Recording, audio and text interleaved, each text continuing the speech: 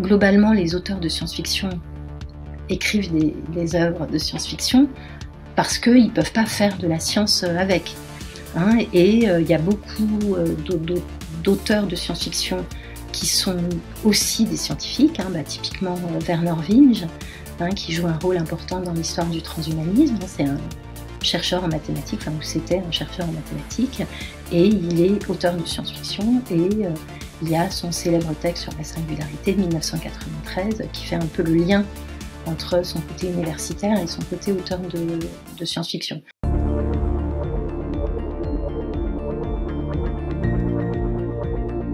Le podcast Humain demain. Salut à tous, ici Gaëtan de The Flares et on se retrouve pour la série de podcasts Humain demain en collaboration avec l'AFT, l'association française transhumaniste Technoprog. À travers cette série, notre but est d'explorer l'avenir technologique de l'humain. Pour chaque épisode, je vais recevoir des chercheurs, scientifiques, philosophes, politiciens ou encore artistes, ainsi qu'un membre de l'AFT ou un de leurs collaborateurs en tant que co-animateur. Dans cet épisode, nous recevons Sylvie Alouche pour parler du transhumanisme de la science-fiction. Emmanuel, membre de l'AFT, va m'accompagner en tant que co-animateur. Ce podcast est disponible en version vidéo sur YouTube et audio sur les applis de podcast. Comme d'habitude, si vous aimez ce podcast et d'une manière générale ce que nous faisons, le meilleur moyen de nous le faire savoir est de partager nos contenus. On vous souhaite une bonne écoute, c'est parti. Alors pour que nos auditeurs te situent un peu mieux, quelle a été la place de la science-fiction et du transhumanisme dans ton parcours? Est-ce que ce sont des intérêts parallèles? Et si oui, depuis quand? Et as-tu connu le transhumanisme ou les thèmes transhumanistes via la SF ou est-ce que c'était indépendant? Disons, je remonte au début. Moi, je lis de la SF depuis mon enfance. Et en fait, c'est ma mère qui m'a fait lire de la science-fiction. Et je me suis toujours dit... Disons, quand j'ai eu l'occasion de rencontrer la philosophie, j'avais le sentiment qu'il y avait en terminale et ensuite à l'université, qu'il y avait des thématiques intéressantes pour la philosophie dans la science-fiction. L'exemple que je donne toujours, c'est quand j'ai découvert la théorie du temps de Saint-Augustin. Ça m'a fait penser en fait à des nouvelles, ou à une nouvelle en particulier que j'avais lue dans Histoire de voyage dans le temps de la grande anthologie de la science-fiction française. Et les quelques fois où j'ai essayé de parler de science-fiction dans des devoirs scolaires, ça a été rarement couronné de succès. Donc une remarque que m'avait fait un professeur, c'était désolé, je connais pas ce livre. Ça a l'air intéressant. Voilà, et ensuite, j'ai fait mon parcours philosophique. En 2000, il y a Gilbert Ottois, qui est un philosophe, mais aussi grand amateur de science-fiction, qui a fait sortir qui a édité un collectif qui s'appelait Philosophie et science-fiction, 2000 ou 2001. Et c'était le moment où je me cherchais un sujet de recherche. J'étais donc en DEA, c'est-à-dire Master 2. Et après je me souviens plus exactement de la suite des événements détaillés, puis peu importe. Mais je me suis dit, il a ouvert la porte pour me faire le lien entre philosophie et science-fiction, parce que Vrin, c'est la collection de références en philosophie. Et donc j'ai proposé donc à la personne qui est devenue ensuite mon directeur de thèse, qui s'appelait Jean Mosconi, philosophe des mathématiques, de tenter l'expérience d'un devoir, d'un mémoire qui parlait de science-fiction depuis la philosophie.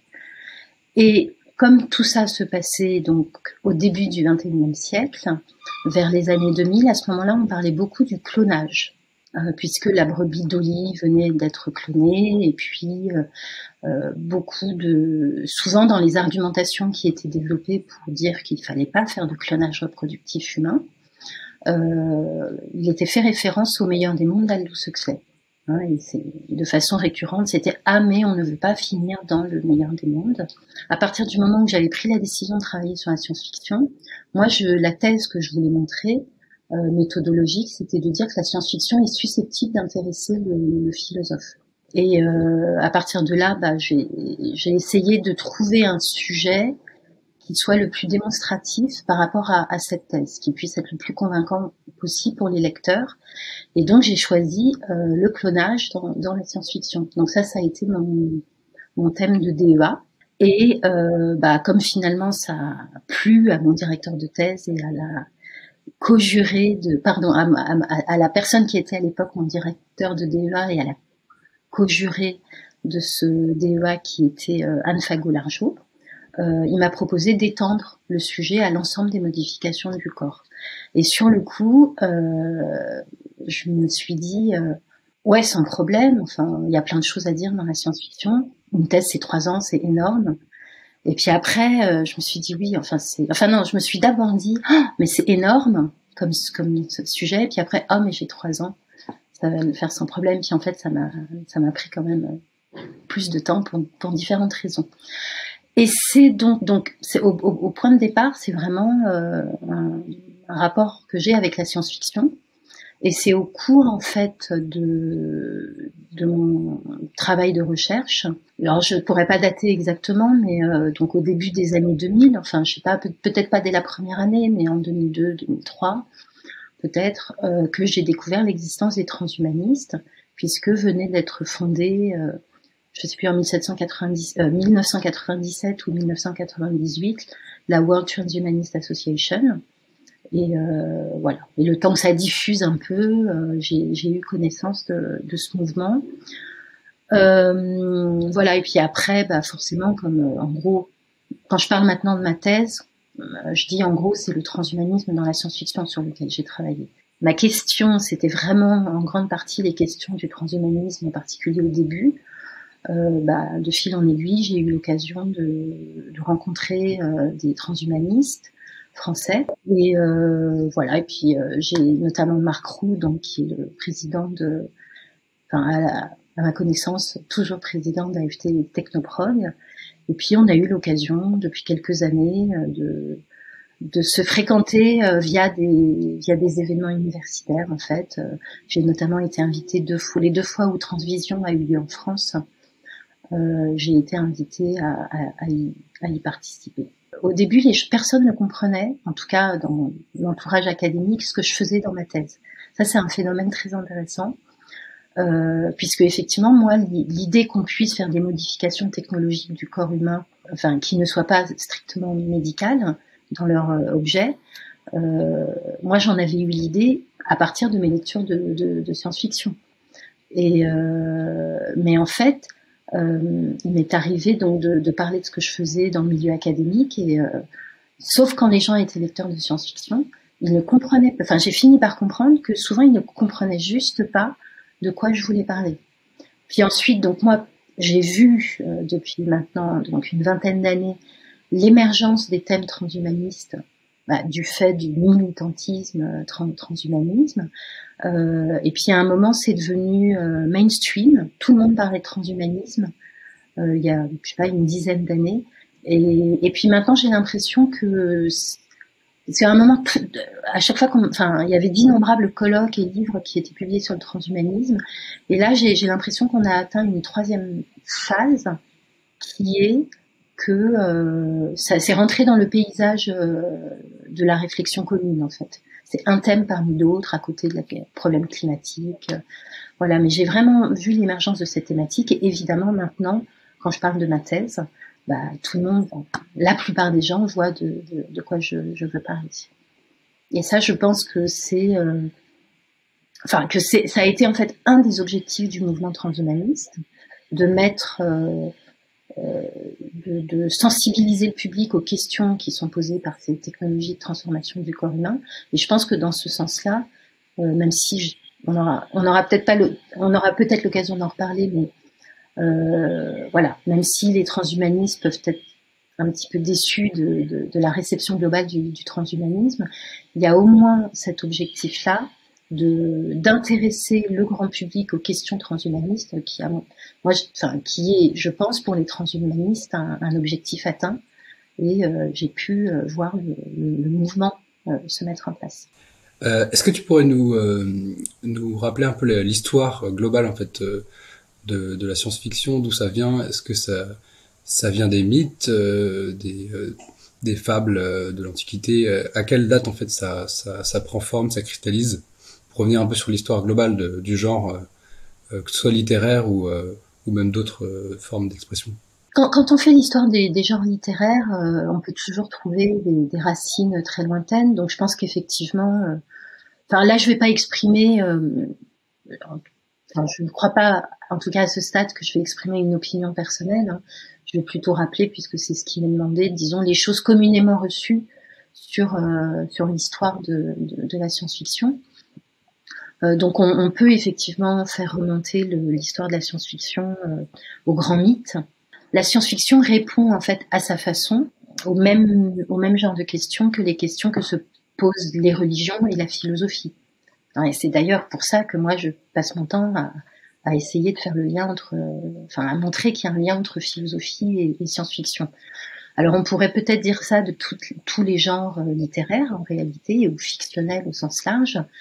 Mais en fait, si on prend par exemple la fantasy, alors c'est peut-être pas un très bon exemple parce que ça marche aussi un petit peu comme ça fait partie des littératures de l'imaginaire, on peut considérer que ça peut répondre globalement au même genre de questions, notamment les questions métaphysiques. Alors que dans, disons, le roman plus réaliste, mainstream, ou ce que depuis les milieux de la science-fiction on appelle la littérature blanche, à cause des couvertures qui sont souvent des couvertures toutes simples blanches, alors que les illustrations de littérature de l'imaginaire ont tendance à être très colorées avec des figurations. Oui, et donc depuis la science-fiction, on a tendance à considérer que donc la littérature blanche, ça va être plutôt ça va peut-être nous apprendre des choses philosophiquement sur la psychologie ou sur si on regarde Proust par exemple, il y a toute une réflexion métaphysique, mais qui est plutôt une réflexion métaphysique depuis une subjectivité, alors que la science-fiction se donne par le type de rapport qu'elle installe au monde, elle s'intéresse à beaucoup plus de questions, hein, et notamment des questions cosmologiques et métaphysiques, qui sont en fait aussi les questions des mythes et des religions. Voilà, donc il y a effectivement cette grande racine, et puis avec des figures célèbres comme Icare qui essaye de voler. C'est un des des grands imaginations autour du possible humain qu'on peut faire remonter à l'Antiquité. Voilà. Après, dans science-fiction, il y a l'idée de science. Hein, et donc, il y a un moment, il y a eu une révolution intellectuelle où en fait, il y a plutôt deux dates. Hein. Il y a le miracle grec, 5e siècle avant Jésus-Christ, et puis il y a la deuxième grande date, qui est la révolution scientifique, voilà, 17e, 18e siècle, où le miracle grec, c'est l'idée que pour établir des vérités, il faut faire des démonstrations. La révolution scientifique, hein, qui a lieu en Europe 17e, 18e siècle, c'est l'idée qu'on peut nourrir cet effort de connaissance du monde par l'expérience et même l'expérimentation. Voilà, c'est vraiment deux grandes étapes de la science. Mais ce n'est pas par hasard qu'un des acteurs essentiels de cette révolution scientifique soit aussi un auteur qu'on estime être dans la préhistoire de la science-fiction. Et cette personne, c'est Johannes Kepler, qui est donc le découvreur du fait que les planètes tournent autour du Soleil, un tourne bien autour du Soleil, et deux, selon une ellipse avec les trois lois de Kepler que je ne rappellerai pas. Mais il a aussi écrit un texte qui s'appelle le Somnium, où alors c'est pas encore tout à fait de la science-fiction dans le sens où l'histoire je crois que le personnage principal est un démon, puis je crois il me semble que sa mère est une sorcière. Enfin voilà, il y a un écrin qui ressemble plutôt à du merveilleux, mais le personnage va sur la Lune et découvre les habitants de la Lune, donc les Sélénites, hein, d'après Séléné, qui veut dire lune en grec.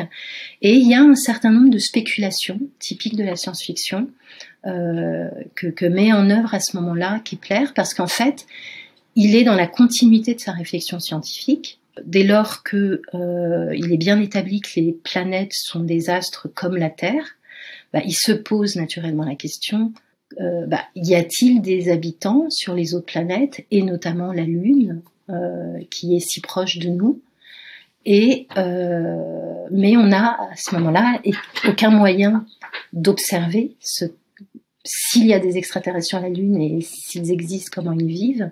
Et donc ça laisse place à une spéculation qui échappe à la science, mais qui peut quand même être rationnelle. Et là, il y a une vraie continuité entre la démarche scientifique et la science-fiction. Après, la deuxième ou troisième grande étape, on fait remonter à Mary Shelley, où là, c'est une étape importante parce qu'en fait, on a déjà la forme du roman, qui est la forme traditionnelle de la science-fiction, et où donc elle imagine donc dans Frankenstein qu'un docteur, qu'un scientifique à la recherche du secret de l'immortalité, en utilisant des bouts de cadavres et les théories qui étaient disponibles à l'époque, notamment le galvanisme, et du fait de la prise de conscience relativement récente du rôle de l'électricité dans la vie du corps vivant, elle imagine que ce scientifique réussit à partir de morceaux de cadavres assemblés à donner vie à une créature nouvelle, puisque la créature de Frankenstein se réveille comme un bébé au niveau cognitif. Donc ça, c'est 1818, Frankenstein. Voilà, c'est une des grandes étapes que reconnaissent tous les historiens de la science-fiction. Et après, la dernière grande étape, c'est fin 19e, début 20e, en France et en Angleterre, où avec des gens qui commencent à théoriser l'idée du merveilleux scientifique, où donc il y a, suite à la révolution industrielle, puis en continuité avec Mary Shelley, Mary Shelley, c'est assez ponctuel, puis après il y a quelques œuvres qui s'égrènent au cours du 19e siècle, mais c'est vraiment à la fin du 19e siècle, début 21e, que là, la science-fiction, en fait, va devenir un genre à proprement parler, parce que les gens vont avoir connaissance, il va y avoir, une espèce de communauté qui va se mettre en place. Et la dernière étape, je sais plus où j'en suis là, c'est 5e étape, c'est la création par Hugo Gernsback. Il faudra peut-être revérifier les dates, mais aux alentours de 1927 peut-être, d'une revue dédiée à la science-fiction. Et il invente, après plusieurs essais, il invente le mot science-fiction, et ça se passe aux États-Unis. Et disons qu'au 19e siècle, la science-fiction et le fantastique étaient encore souvent très proches, associés. Et à la fin du 19e siècle, début 21e, il y a vraiment les deux courants se distinguent, avec des histoires qui vont être, pour faire simple, fondées sur la science, et des histoires qui vont plutôt s'intéresser au côté inquiétant, au côté trouble avec le réel, si on suit une définition classique, dont relève plutôt le fantastique. C'est vrai que c'est un bon résumé de l'histoire de la science-fiction depuis les prémices jusqu'à aujourd'hui, quasiment. Et donc, on peut aussi voir qu'il y a un lien entre la science-fiction et la société. On remarque souvent, par exemple, que la science-fiction évoque des préoccupations des sociétés qui les produisent à un instant T. On pense au totalitarisme avec George Orwell, la lutte des classes et la sélection génétique avec H.G. Wells, les conflits, évidemment, la guerre froide. Donc on voit Star Wars, donc il y avait aussi des hypothèses à l'époque que le conflit pouvait, avec les ogives nucléaires, tout ça, être presque spatial. Et plus récemment, on a le clonage, l'intelligence artificielle, et donc des œuvres comme Her, Black Mirror. Est-ce que la science-fiction est toujours un peu bloquée dans son époque, ou y a-t-il des œuvres qui se démarquent et qui arrivent à se détacher de ça? C'est une question difficile, ça. Disons que ce qui est gênant, peut-être, c'est le mot bloqué. Enfin, c'est implicitement critique, en fait. Alors que si cette thèse est vraie, en tout cas, qui consiste à dire que la science-fiction tourne finalement toujours autour des inquiétudes ou des espoirs technologiques de son époque, en essayant de présenter les choses de façon un peu plus neutre que dans la question. Il y a des gens qui, au contraire, valorisent, en fait, et disent, bah oui, enfin, c'est presque un argument marketing qui est parfois utilisé par les amateurs de science-fiction pour dire non, mais certes, même quand ça parle du futur, mais en fait, ça parle du présent.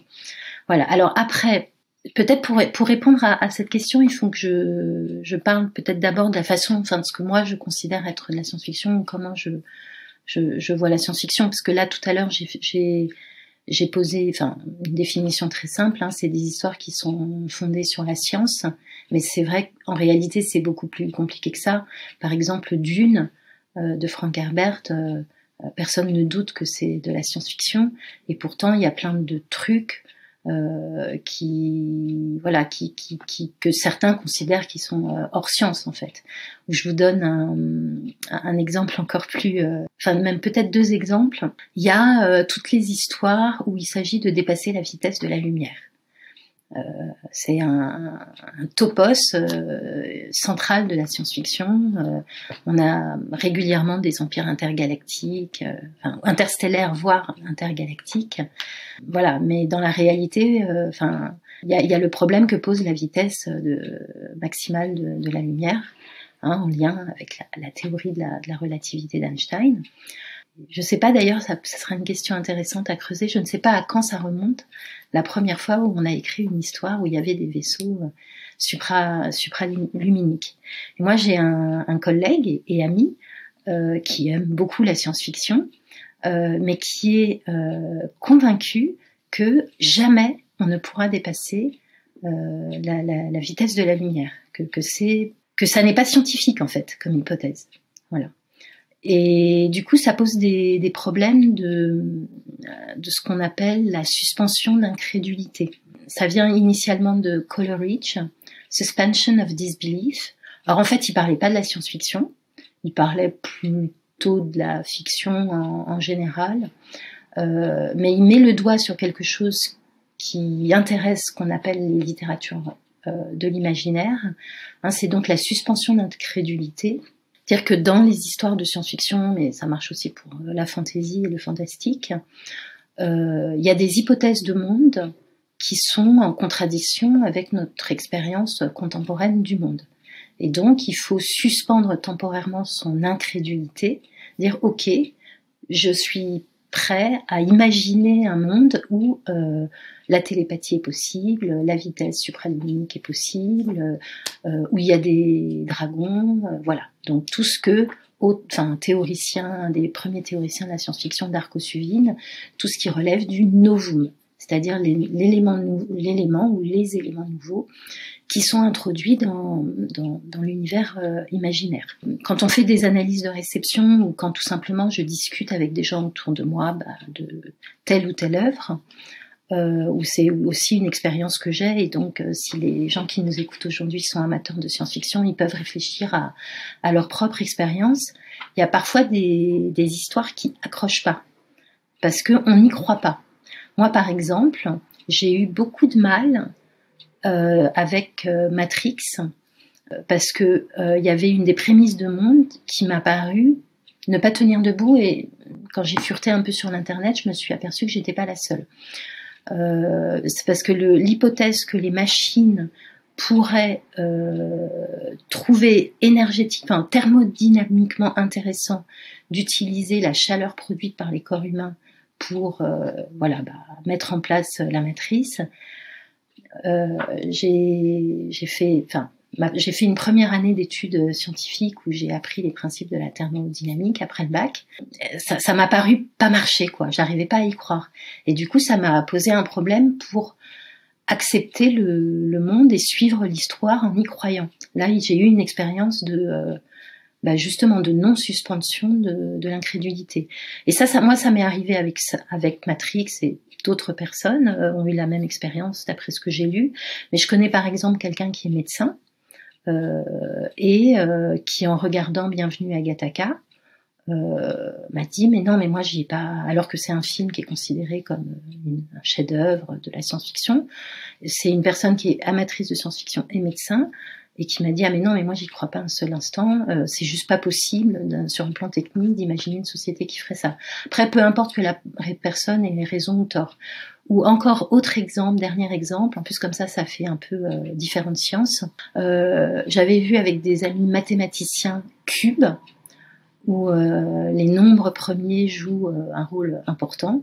Et pareil, ils avaient l'air de considérer, je ne sais plus exactement pourquoi, mais que c'était pour eux une source de non-suspension d'incrédulité parce que, en fait, ça ne pouvait pas marcher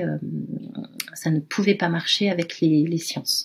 Voilà. Donc ça, c'était pour expliquer un peu ce phénomène de la suspension d'incrédulité. Et donc, si je reviens à l'histoire de la vitesse supraluminique, c'est un motif très courant en science-fiction. Voilà, il y a des gens, semble-t-il, je ne sais pas si c'est le cas de l'ami que je vous citais, mais s'il va au bout de sa position, regardez une histoire de science-fiction qui utilise cette prémisse de la possibilité de dépasser la vitesse de la lumière, enfin, il peut ne pas arriver, malgré sa bonne volonté imaginaire, à suspendre son incrédulité. Il y a un autre exemple qui est intéressant de ce point de vue-là. Alors là, c'est plutôt, je donne pas de nom, hein, mais donc c'est des gens autour de moi. Un autre ami il y a la question des voyages dans le temps. Et alors, justement, j'ai deux types d'amis. Enfin, j'ai globalement autour de moi des gens qui pensent que ça n'est pas possible de faire des voyages dans le temps, donc on pourrait dire ça n'est pas conforme à ce qu'on sait de la science, et donc si on était ultra strict, on dirait donc ça n'est pas vraiment des histoires de science-fiction. Et mais à partir de là, il y en a qui peuvent aller jusque-là et qui juste n'arrivent pas à s'intéresser à ces histoires parce que dès le début ça marche pas. Et puis donc j'ai un ami qui est représentant d'un autre groupe qui pense que les histoires de voyage dans le temps ne sont pas possibles, mais que ça fait quand même parce que ça ne peut pas arriver dans la réalité, mais que ça fait quand même des histoires sacrément intéressantes et que tout en fait va dépendre de l'art du narrateur, hein, et selon la façon dont ça va être raconté, on va réussir le temps de la fiction à suspendre son incrédulité, même si dans le fond on ne croit pas que c'est possible. Voilà, mais donc parce que là je vous ai peut-être un petit peu perdu avec des considérations un petit peu théoriques, mais ce que je voulais expliquer là, c'était que c'est pas forcément déjà facile ou de convenir de ce qui est acceptable comme spéculation scientifique, puisque il y a une espèce de paradoxe dans l'idée de science-fiction, c'est que même si ça peut arriver peut-être très ponctuellement, globalement les auteurs de science-fiction écrivent des œuvres de science-fiction parce qu'ils peuvent pas faire de la science avec. Hein, c'est ce que je vous ai expliqué avec Kepler. Hein, et il y a beaucoup d'auteurs de science-fiction qui sont aussi des scientifiques, hein, typiquement Werner Vinge, hein, qui joue un rôle important dans l'histoire du transhumanisme. Hein, c'est un chercheur en mathématiques, ou c'était un chercheur en mathématiques, et il est auteur de science-fiction, et il y a son célèbre texte sur la singularité de 1993 qui fait un peu le lien entre son côté universitaire et son côté auteur de science-fiction. Voilà, donc j'ai donné cet exemple, mais il y en a de maints autres. Alors il y en a qui arrivent à garder les deux activités en parallèle, et puis il y en a, c'est le cas par exemple de Brian Stableford, me semble-t-il, qui ont fait des études de sciences, qui ont peut-être travaillé un peu comme scientifiques, et puis qui, à un moment, quand ils peuvent vivre de leur plume, s'ils le souhaitent, s'ils ne souhaitent faire que ça, ils arrêtent d'avoir une activité scientifique à proprement parler, mais ils continuent à s'informer de la société. C'est aussi, pour citer un autre grand auteur, le cas de Greg Egan, hein, qui, à ma connaissance, n'est pas officiellement, n'est pas universitaire, hein, qui faisait plutôt, en tout cas au début, des contrat, il est informaticien, donc il remplissait des missions, mais il fait aussi un petit peu de recherche scientifique, et j'ai même eu l'occasion de rencontrer un mathématicien qui m'a dit qu'il avait lu quelque chose de Greg Egan, qu'il avait trouvé hyper intéressant sur le plan mathématique. Voilà, et c'est aussi un auteur de science-fiction. Donc la science-fiction, alors après, il n'y a pas que les scientifiques qui écrivent de la science-fiction. Il y a aussi des gens qui ne sont pas scientifiques du tout, mais qui écrivent de la science-fiction. Mais ce que font en tout cas ces personnes, qu'elles soient scientifiques ou non, c'est qu'elles écrivent au-delà de ce qu'il est, disons, sur le plan des idées, acceptable ou dans une zone frontière de ce qui pourrait être acceptable pour un travail scientifique. Disons, il y en a qui vont au-delà, et puis il y en a qui sont à la frontière. Un des grands exemples, c'est Arthur C. Clarke. Ah oui, semble-t-il, Arthur C. Clarke, c'est un des inventeurs, et peut-être même l'inventeur de l'orbite géostationnaire. En même temps, donc c'est aussi un grand auteur de science-fiction, et il a aussi imaginé, alors je me souviens plus du titre de l'œuvre, il a aussi écrit une histoire sur les ascenseurs gravitationnels, et c'est aussi un projet scientifique authentique. Voilà, donc ça c'est un des grands exemples où il y a vraiment quasiment, même niveau.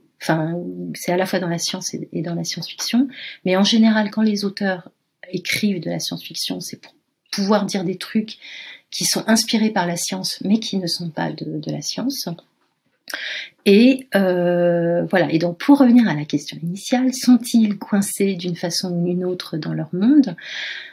Alors, dans la contemporanéité de leur monde, oui, parce que ils s'inspirent de la science de leur temps, en tout cas, disons, la science-fiction classique. Originellement, c'est ce qu'elle fait, et ça reste, disons, le noyau dur de la science-fiction. Après, elle s'est élargie depuis la fin du XXe siècle, avec des genres qui se sont développés, notamment, dont le plus célèbre est le steampunk, d'une part, et l'uchronie, d'autre part. C'est lié, mais bon, je ne rentrerai pas plus dans les détails. Mais si on prend le steampunk, typiquement, c'est une forme d'uchronie. Disons, on peut considérer que c'est une sous-partie de l'uchronie. Alors, je vais peut-être définir quand même ce que c'est que l'uchronie. L'uchronie, c'est tout ce qui est histoire alternative.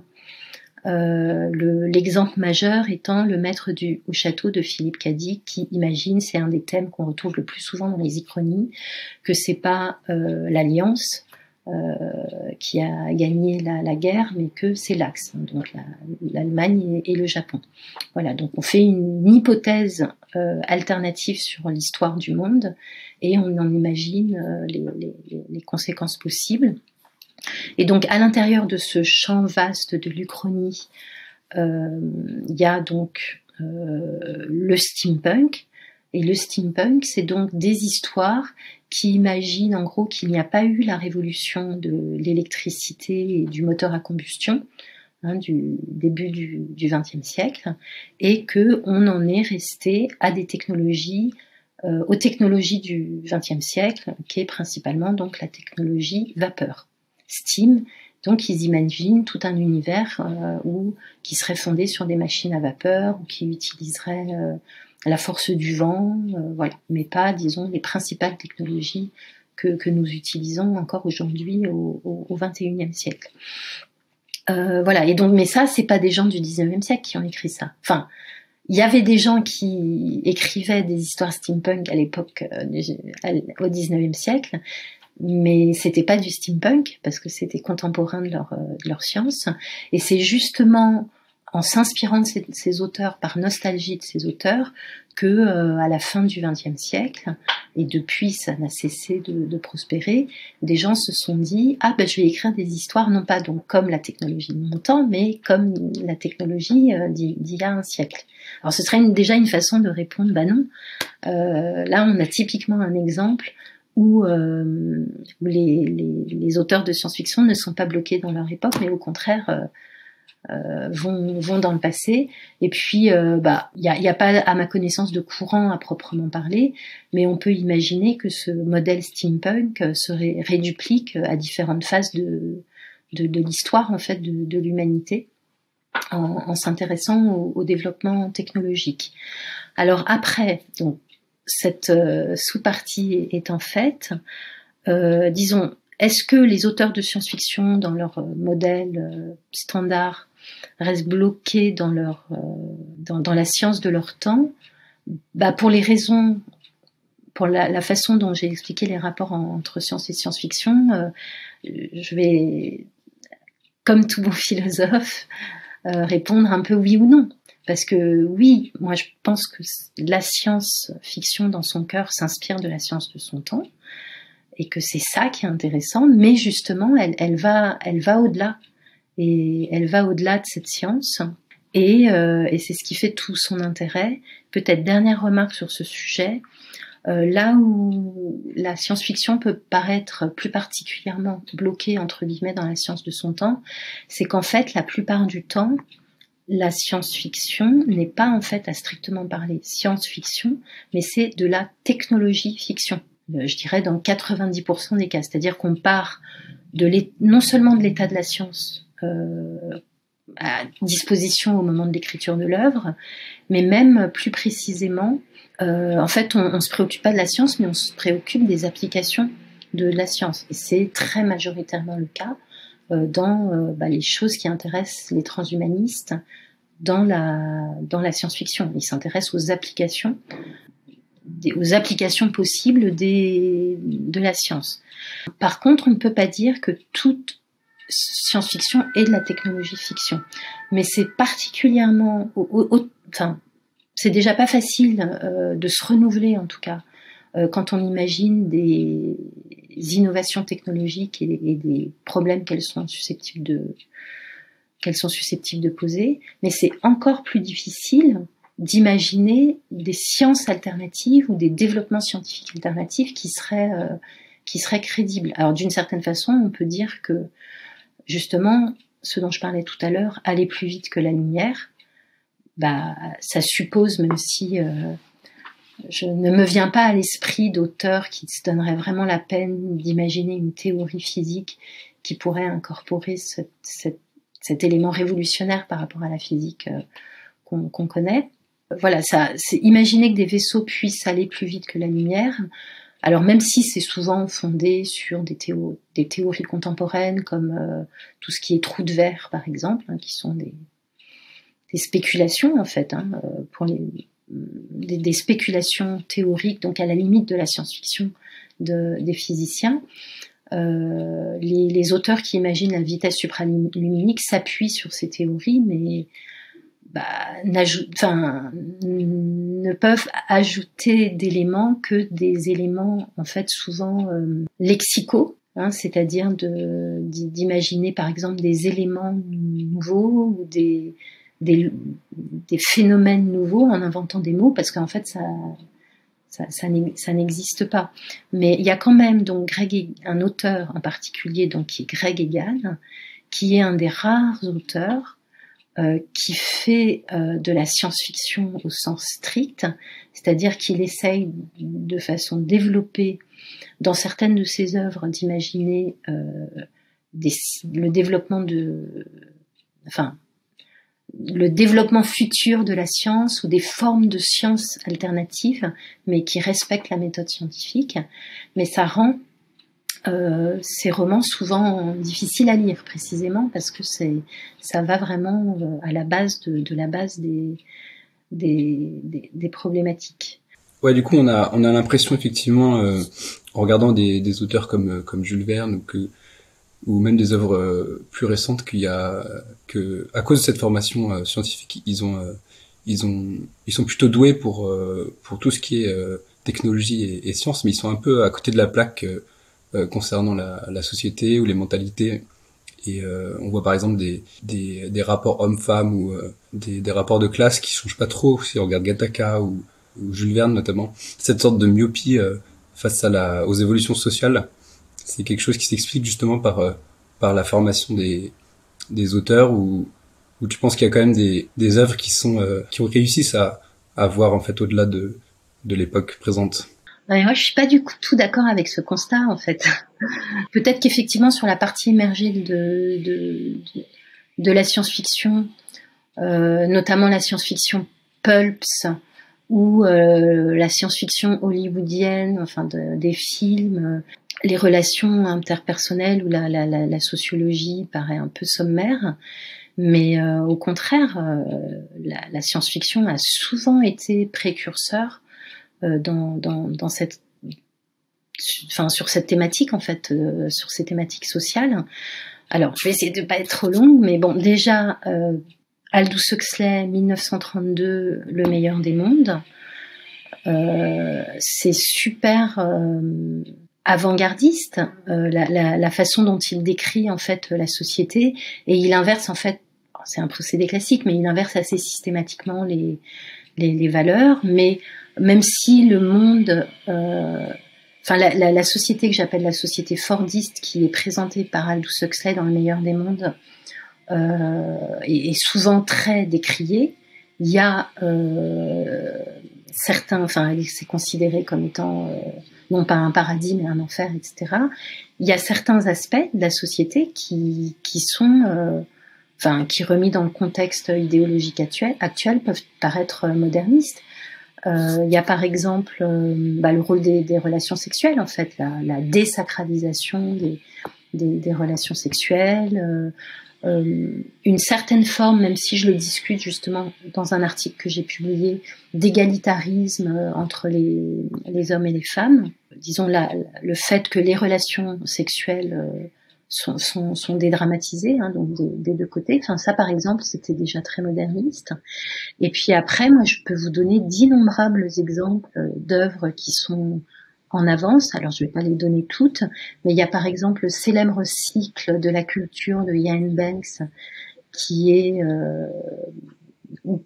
alors ça répond peut-être à une des questions en avance que vous vouliez me poser, mais qui est considérée comme une des grandes sociétés utopistes qui ont été imaginées par les auteurs de science-fiction, et c'est un monde anarchiste. Enfin, c'est un monde anarchiste, en gros, qui marche. Un monde très libéral et anarchiste, et voilà, les éléments de l'histoire font que globalement, les gens sont effectivement heureux dans cette société et libres, etc. Là, par exemple, je fais lire à mes étudiants qui travaillent sur un cours qui s'appelle Humanité et intelligence artificielle. Je leur fais lire Les cavernes d'acier d'Isaac Asimov, parce que c'est un des textes fondateurs sur ce sujet. Alors certes, il y a la partie robot, et donc il y a toute une réflexion d'Isaac Asimov sur comment les robots vont changer la société. Mais il y a aussi en fait toute une réflexion sociale, hein, puisque comme c'est des cavernes d'acier, les gens sont... Enfin voilà, ça a un certain nombre de conséquences sociales sur... alors c'est pas forcément ultra révolutionnaire, mais il y a une réflexion sociale. Il y a les monades urbaines de Robert Silverberg, c'est aussi une réflexion qui est très intéressante sur le plan social. Et en fait, vous avez évidemment Ursula Le Guin, qui est la fille d'un célèbre anthropologue et qui insère, alors disons c'est un des exemples majeurs, hein, mais qui insère systématiquement dans ses réflexions des réflexions sociologiques, dans ces fictions des réflexions sociologiques, et c'est tellement vrai que Donna Haraway, dans le Cyborg Manifesto qu'elle écrit donc dans les années 80, et qui a eu un impact énorme dans le monde académique et au-delà, dit que ce qui lui a vraiment permis de prendre conscience de tout un tas de problématiques, c'est les œuvres de science-fiction féministes, et qui ont été écrites dans les années 70. Elle en cite un certain nombre. D'après ce qu'elle dit, hein, la science-fiction a eu, de son point de vue, un rôle très important dans la cause féministe. En tout cas, si on considère qu'elle a eu un rôle important dans la cause féministe, comme la science-fiction a eu un rôle important, c'est déjà ça de montrer. Voilà, enfin je pense que alors effectivement, si on remonte à Jules Verne, mais c'est vrai que c'est les débuts de la science-fiction. Dans les exemples que tu citais, Emmanuel, hein, il y avait Jules Verne et puis il y avait les films. Mais effectivement, tout au début, et encore Jules Verne, c'est un cas même peut-être un peu particulier, on est surtout intéressé par les enjeux de spéculation technologique, mais H.G. Wells, à l'époque, du fait de ses intérêts personnels, politiques, émaille en permanence sa réflexion scientifique d'éléments, peut-être pas systématiquement, mais quand même très souvent, d'éléments qui sont déjà des éléments sociaux et politiques. Et il y a eu, alors c'est vrai que disons la première science-fiction, peut-être on peut admettre, et semble dominée par des réflexions autour de la technologie, mais en fait, dans les années 70, notamment autour d'Ursula Le Guin, et autour du mouvement qu'on appelle la New Wave, se développe, enfin il y a une volonté exprimée d'aller encore plus loin en fait dans l'exploration de ces thématiques anthropologiques et sociologiques. Dernier exemple, Brian Stapleford, un auteur que j'aime beaucoup et qui est peu connu en France, notamment parce que sa saga n'a pas été traduite. Vous avez donc la série qu'on traduit par La Mortalité, donc c'est Immortality avec un E. Je crois que j'en ai déjà fait la publicité lors du colloque Transvision. Il imagine, par exemple, ça c'est en particulier dans le volume qui s'appelle Fountains of Youth, des modes de coparentalité. Le personnage principal a été élevé dans une famille je crois il y a une dizaine de parents différents, puis lui-même quand il vieillit, il se retrouve dans des collectifs, en fait, des mariages mais collectifs, et puis il y a toute la question de la parentalité, voilà, qui est intéressante. Effectivement, c'est des bons exemples. Ça donne envie de se plonger un petit peu dans ces œuvres pour voir s'il y a des choses qu'ils ont vues juste au niveau sociétal, effectivement. Au niveau aussi, presque d'une manière, la science-fiction en tant que prophétie autoréalisatrice, on dit souvent que la particularité de notre époque, c'est que certains chercheurs, les scientifiques et aussi les capitaines d'industrie, les grands milliardaires de la tech notamment, comme Larry Page, Elon Musk, Jeff Bezos, etc., ils ont été biberonnés à la science-fiction, ils le disent ouvertement. Est-ce que c'était déjà le cas pour les grands industriels de l'époque, par exemple Thomas Edison ou Bell? Et est-ce que tu penses que cette influence elle est réellement dominante dans les technologies qu'on voit émerger autour de nous et finalement le monde technoscientifique d'aujourd'hui?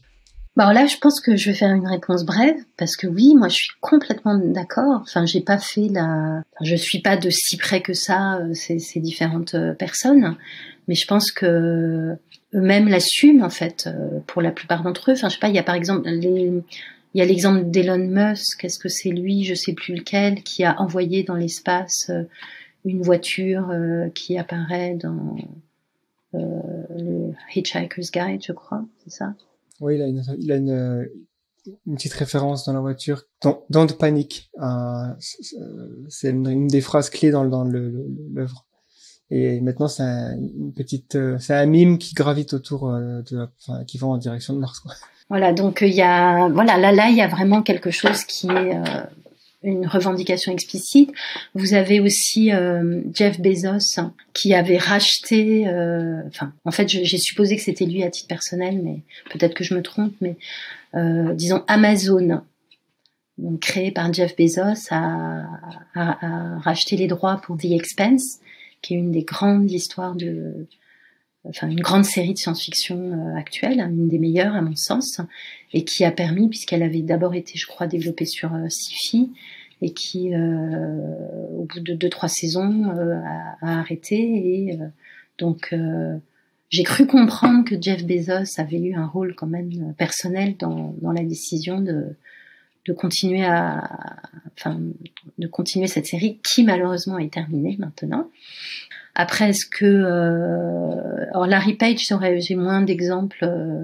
Si, l'exemple que je peux donner, mais je ne sais pas, c'est une hypothèse. Donc les créateurs de Google, d'après ce que j'ai lu, je suis pas allée leur demander directement eux-mêmes, où j'avais vu un excellent documentaire, mais qui est un petit peu vieux maintenant, je pense, d'Arte sur Google. Et puis je crois que de toute façon c'est de notoriété publique, avec originellement comme objectif de faire naître l'intelligence artificielle. Et le moteur de recherche, d'après ce que j'ai compris, mais vous en savez peut-être plus que moi là-dessus, le moteur de recherche Google que tout le monde utilise n'était en fait qu'une étape dans la mise au point de cette IA. Et moi, quand je m'étais intéressée un petit peu à cette question, je n'ai pas pu m'empêcher de penser au manga de Masamune Shirow qui a ensuite été mis en film par Mamoru Oshii, donc Ghost in the Shell, qui donc en film, moi c'est comme ça que je l'ai découvert, est sorti dans les années 1990. Et l'histoire, bon, je ne spoil pas trop en disant ça, et puis bon, c'est quand même suffisamment vieux, tout le monde est censé connaître. L'histoire, c'est qu'il y a un programme qui est créé par une agence de renseignement japonaise, qui est une intelligence artificielle, mais soumise, enfin voilà, qui est un programme, comme on utilise aujourd'hui des programmes d'intelligence artificielle.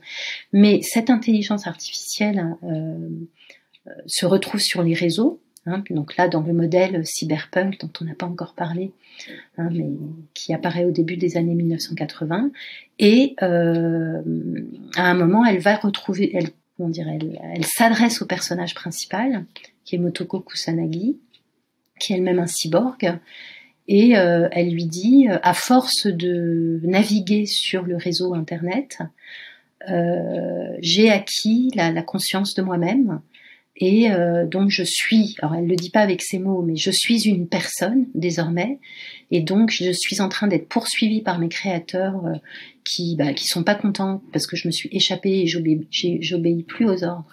Ils sont pas contents et donc ils me font la chasse et ils vont peut-être mettre fin à mon existence, et je demande le droit d'asile. Et pour demander le droit d'asile, faut être une personne. Et voilà, l'idée qui est développée dans Ghost in the Shell, c'est qu'il y a que l'intelligence pourrait émerger, la vraie IA, c'est-à-dire l'IA libre, qui d'une certaine façon dépasse sa programmation, ou la transcende, enfin d'une façon ou d'une autre. La vraie IA pourrait émerger au sens disons scientifique de la notion d'émergence, voilà, à partir de la masse des informations et des programmes et des connexions, de la masse que constitue en elle-même le réseau Internet. Je pense que l'image, c'est un peu le parallèle avec le cerveau. L'intelligence pourrait émerger de l'Internet, comme l'intelligence émerge de nos cerveaux, en fait.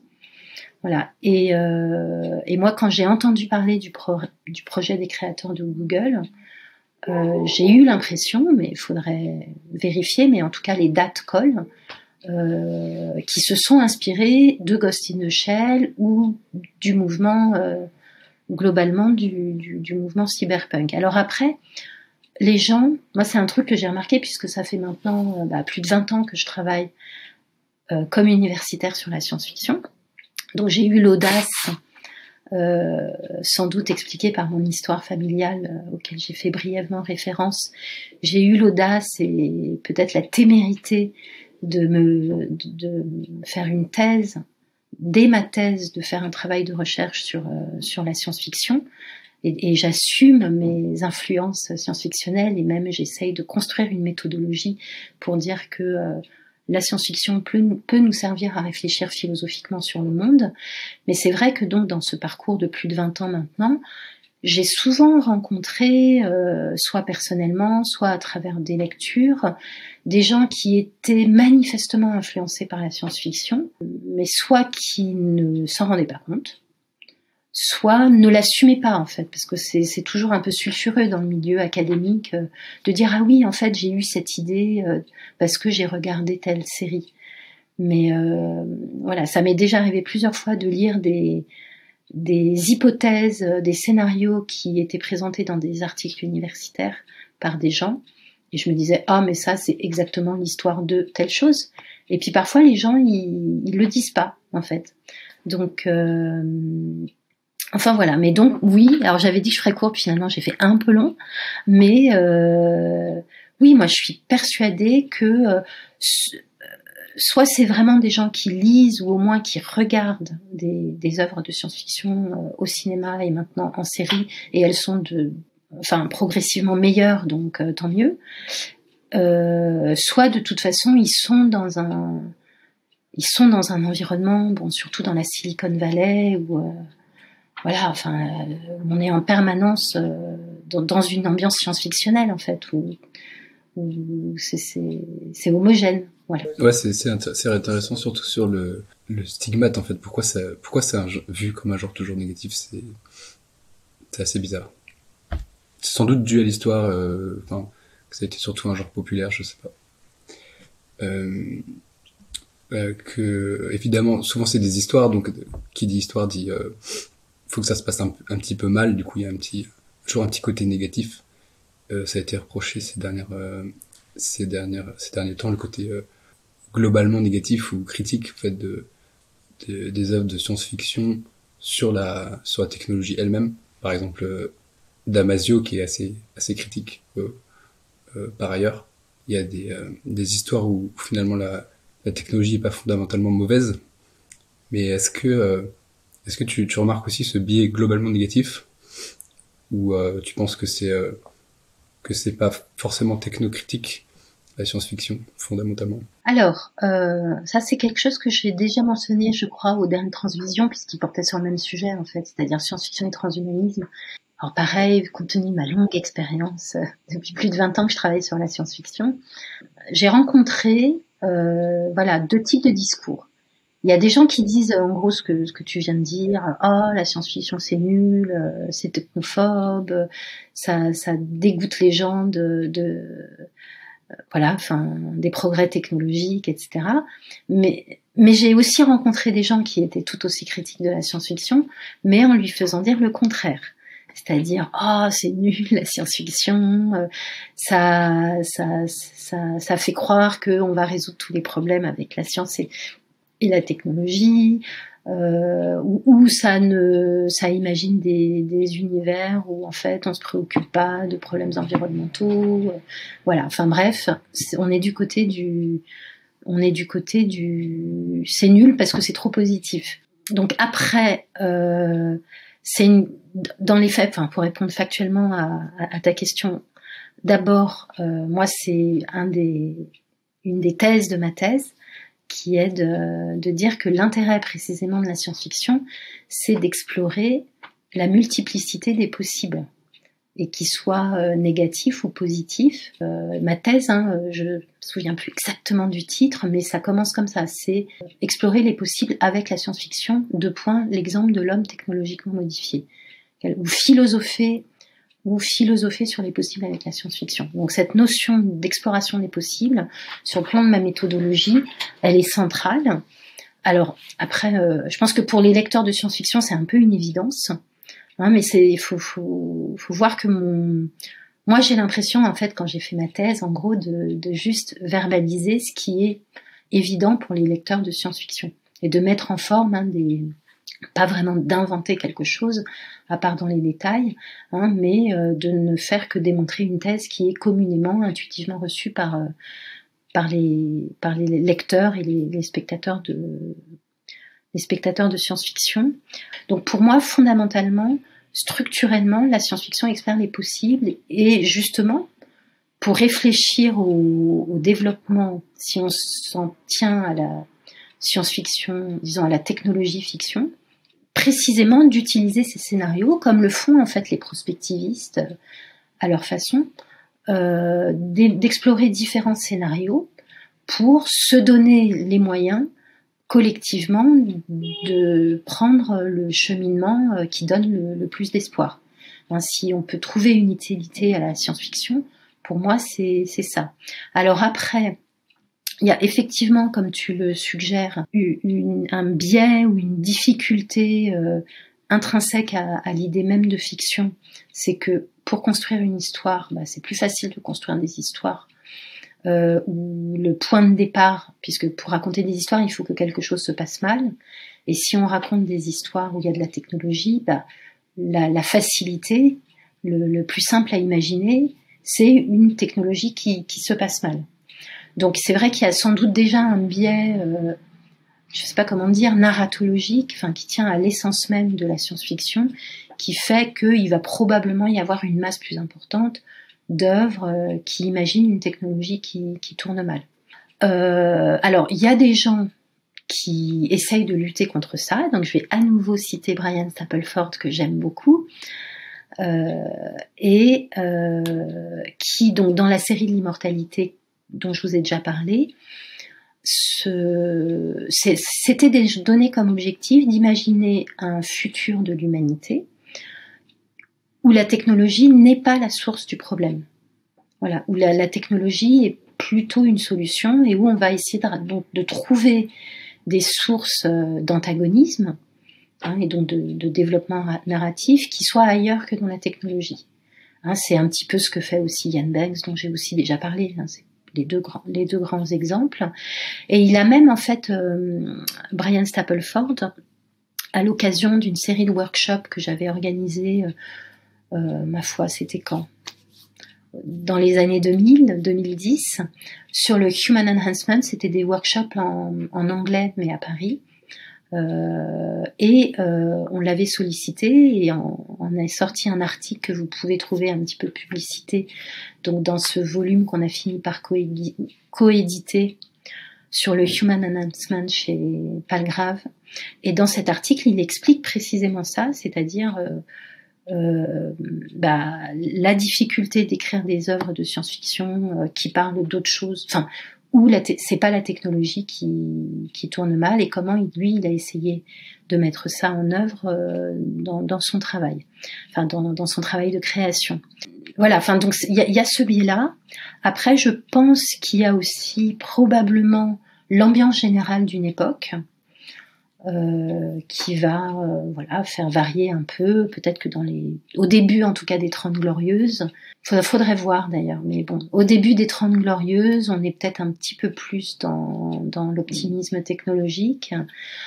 Voilà, il y a bon, pour faire simple, il y a des phases, et clairement aujourd'hui, compte tenu de l'ambiance générale, des problèmes posés par le climat, on est clairement, et pas seulement ça, les problèmes posés par la surveillance, la mondialisation, etc. Enfin bref, on est plutôt dans une ambiance, où on a été plutôt dans une ambiance à écrire des œuvres où la technologie est déprimante, enfin est plutôt négative.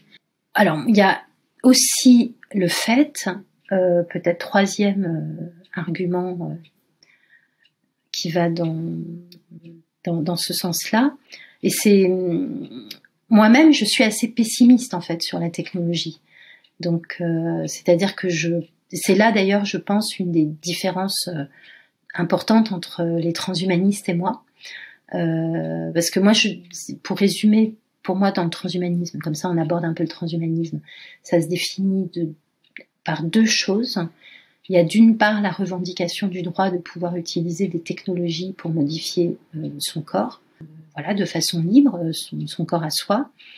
Pour moi, ça fait partie du noyau dur du transhumanisme. Et le deuxième élément, c'est un techno-optimisme, qui se traduit notamment dans le fait que l'Association française transhumaniste a ajouté, d'après ce que j'ai compris dans un second temps, le mot techno-progressisme. Et c'est là où moi je considère, autant je suis d'accord avec, disons, dans ces grandes lignes, avec l'idée que, en gros, on a le droit de disposer librement de son corps, autant là où je pense que je me distingue des transhumanistes, c'est que moi je fais pas exprès, c'est mon impression générale. Ça n'est pas un choix volontaire, c'est un constat. Je suis plutôt pessimiste sur l'avenir en fait. Je pense que les problèmes climatiques, la surveillance principalement. Je pense qu'il y a je me suis intéressée à je sais pas si, j'imagine que vous connaissez la théorie du grand filtre. J'ai oublié là tout de suite le nom de son inventeur. Si vous pouvez le retrouver, ce serait pas mal. C'est pas l'économiste, Robin Hanson. Ouais, ça doit être ça. Et donc il se pose la question. Il y a d'abord le paradoxe de Fermi qui dit mais s'il y a on peut postuler que la vie est possible ailleurs que sur Terre, compte tenu de l'immensité de l'univers. Mais comment se fait-il si la vie est possible ailleurs, que on n'ait pas rencontré, en tout cas de façon officielle, d'extraterrestres, et donc après donc c'est Fermi, une des personnes qui a joué un rôle très important dans la création de la bombe atomique, et précisément dans le cadre de cette création, il y a eu un petit moment, enfin qui est raconté, qui est un peu une légende, hein, de discussion entre Fermi et ses collègues au cours d'un déjeuner ou d'un café, où ils se sont, d'une façon qui est précisément entre science et science-fiction, là c'est un bon exemple, posé une question pour laquelle il n'y a pas vraiment de réponse scientifique possible. Donc il y a des gens qui essayent de donner une réponse scientifique, mais comme elle est tellement spéculative que la science-fiction participe aussi en fait à la réflexion. Et donc pourquoi, si on est d'accord avec le principe qu'il y a probablement des extraterrestres dans l'univers, on n'en a toujours pas rencontré, et parmi les réponses possibles, donc il y a cette réponse du grand filtre, qui consiste à dire, il y a peut-être, il y a un moment dans, en gros, l'histoire des espèces vivantes capables de communiquer entre elles d'une planète à l'autre, un grand filtre, on pourrait appeler ça un goulot d'étranglement, qui fait que ça rend les choses très difficiles, voire impossibles. Et la question que se pose donc cet auteur économiste, c'est de dire mais où se situe le goulot d'étranglement, hein, donc ce qu'il lui appelle le filtre. Est-ce que c'est parce que en fait c'est quasiment impossible que la vie apparaisse? Est-ce que ce qui est quasiment impossible, c'est que la vie intelligente apparaisse? Est-ce que ce qui est quasiment impossible, c'est je sais pas quoi, de développer tel type de technologie? Et moi, la réponse, en tout cas, vers laquelle je pense malheureusement le plus spontanément, il y a une contradiction en fait c'est une hypothèse, je peux pas vraiment dire que c'est une conviction, mais c'est l'hypothèse qui me paraît à ce jour, je crois, malheureusement la plus vraisemblable, c'est qu'il y a une contradiction si on regarde l'humanité entre l'état d'esprit qu'il faut avoir, et notamment l'état d'esprit de prédation sur le monde qu'il faut peut-être avoir pour développer les technologies qui sont nécessaires à la possibilité de développer des communications interstellaires ou intergalactiques. Hein, donc en gros, c'est parce qu'on a une mentalité prédatrice qu'on a réussi à développer la technologie. Et le problème qui est notamment pointé par Julian Savulescu et Mark Persson dans leur livre qui s'appelle en anglais Unfit for the Future, inadapté au futur, peut-être que, et c'est une idée qui était, faut rendre à César ce qui est à César, c'était déjà une idée qui était développée plus brièvement par Hans Jonas dans le principe responsabilité en 1979. Mais que de façon un petit peu différente, un peu moins naturaliste, mais que notre bagage moral, notre capacité à la morale, n'est pas adapté à et au choix, même si on ne parle pas de morale, au choix raisonnable, n'est pas au même niveau de développement que notre capacité à nous emparer, ou comme dirait Heidegger, à raisonner le monde, à avoir notre emprise sur le monde. Et donc, moi, j'aurais tendance à dire que le grand filtre, c'est, qui me paraît peut-être le plus probable, c'est que les espèces suffisamment intelligentes pour développer des technologies qui permettraient de communiquer entre elles, c'est un peu horrible à dire comme ça, mais en gros, elles s'autodétruisent avant de pouvoir atteindre ce niveau, parce qu'elles n'ont pas le niveau moral, et elles n'arrivent pas à développer le niveau moral qui leur permettrait de dépasser ce moment où... Je suis assez d'accord avec ce principe du filtre, mais je me demande si c'est pas plutôt... Enfin, j'ai plutôt la version positive où à cause de la numérisation, en fait, et du fait que les civilisations deviendraient complètement non biologiques, où elles pourraient accélérer d'un facteur 1 million ou 1 milliard la rapidité, en fait, de l'histoire, et pourraient se refermer sur elles-mêmes, en fait, mais pas forcément disparaître, juste une sorte de singularité, un peu de bulle, en fait. Parce que la volonté d'expansion, en soi, c'est quelque chose de, comme tu dis, qui est lié à la mentalité, en fait, animale aussi, un peu de conquête de territoire, etc. C'est pas forcément quelque chose qui est qui est amené à perdurer, quoi. Et donc, ce que tu dis, enfin, toi, l'hypothèse, parce que là, on est typiquement dans cette frontière, en fait, qui s'apparente un peu à ce que j'avais appelé dans ma thèse la science spéculation. C'est-à-dire qu'on est dans une zone qui est intermédiaire entre la science. On peut écrire des articles scientifiques sur ce dont on parle, mais c'est aussi un sujet qui est abordé par la science-fiction. Mais bon, ça, c'était une petite digression.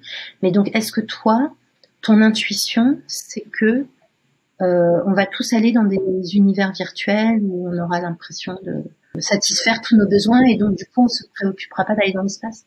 Bah, ça sera indistinguable et ça sera tellement ça sera tellement supérieur en fait en tout qu'il y aura une sorte il y en aura peut-être même plusieurs en fait qui cohabiteront, mais il y aura pas forcément de volonté d'expansion. C'est ça que c'est moi ce qui me rend un peu ce que je trouve un peu étrange, c'est cette volonté d'expansion infinie que je trouve qu'elle est pas forcément. En fait, elle peut exister en fait dans le virtuel, elle peut exister également en fait. On peut créer autant de choses qu'on veut. Donc.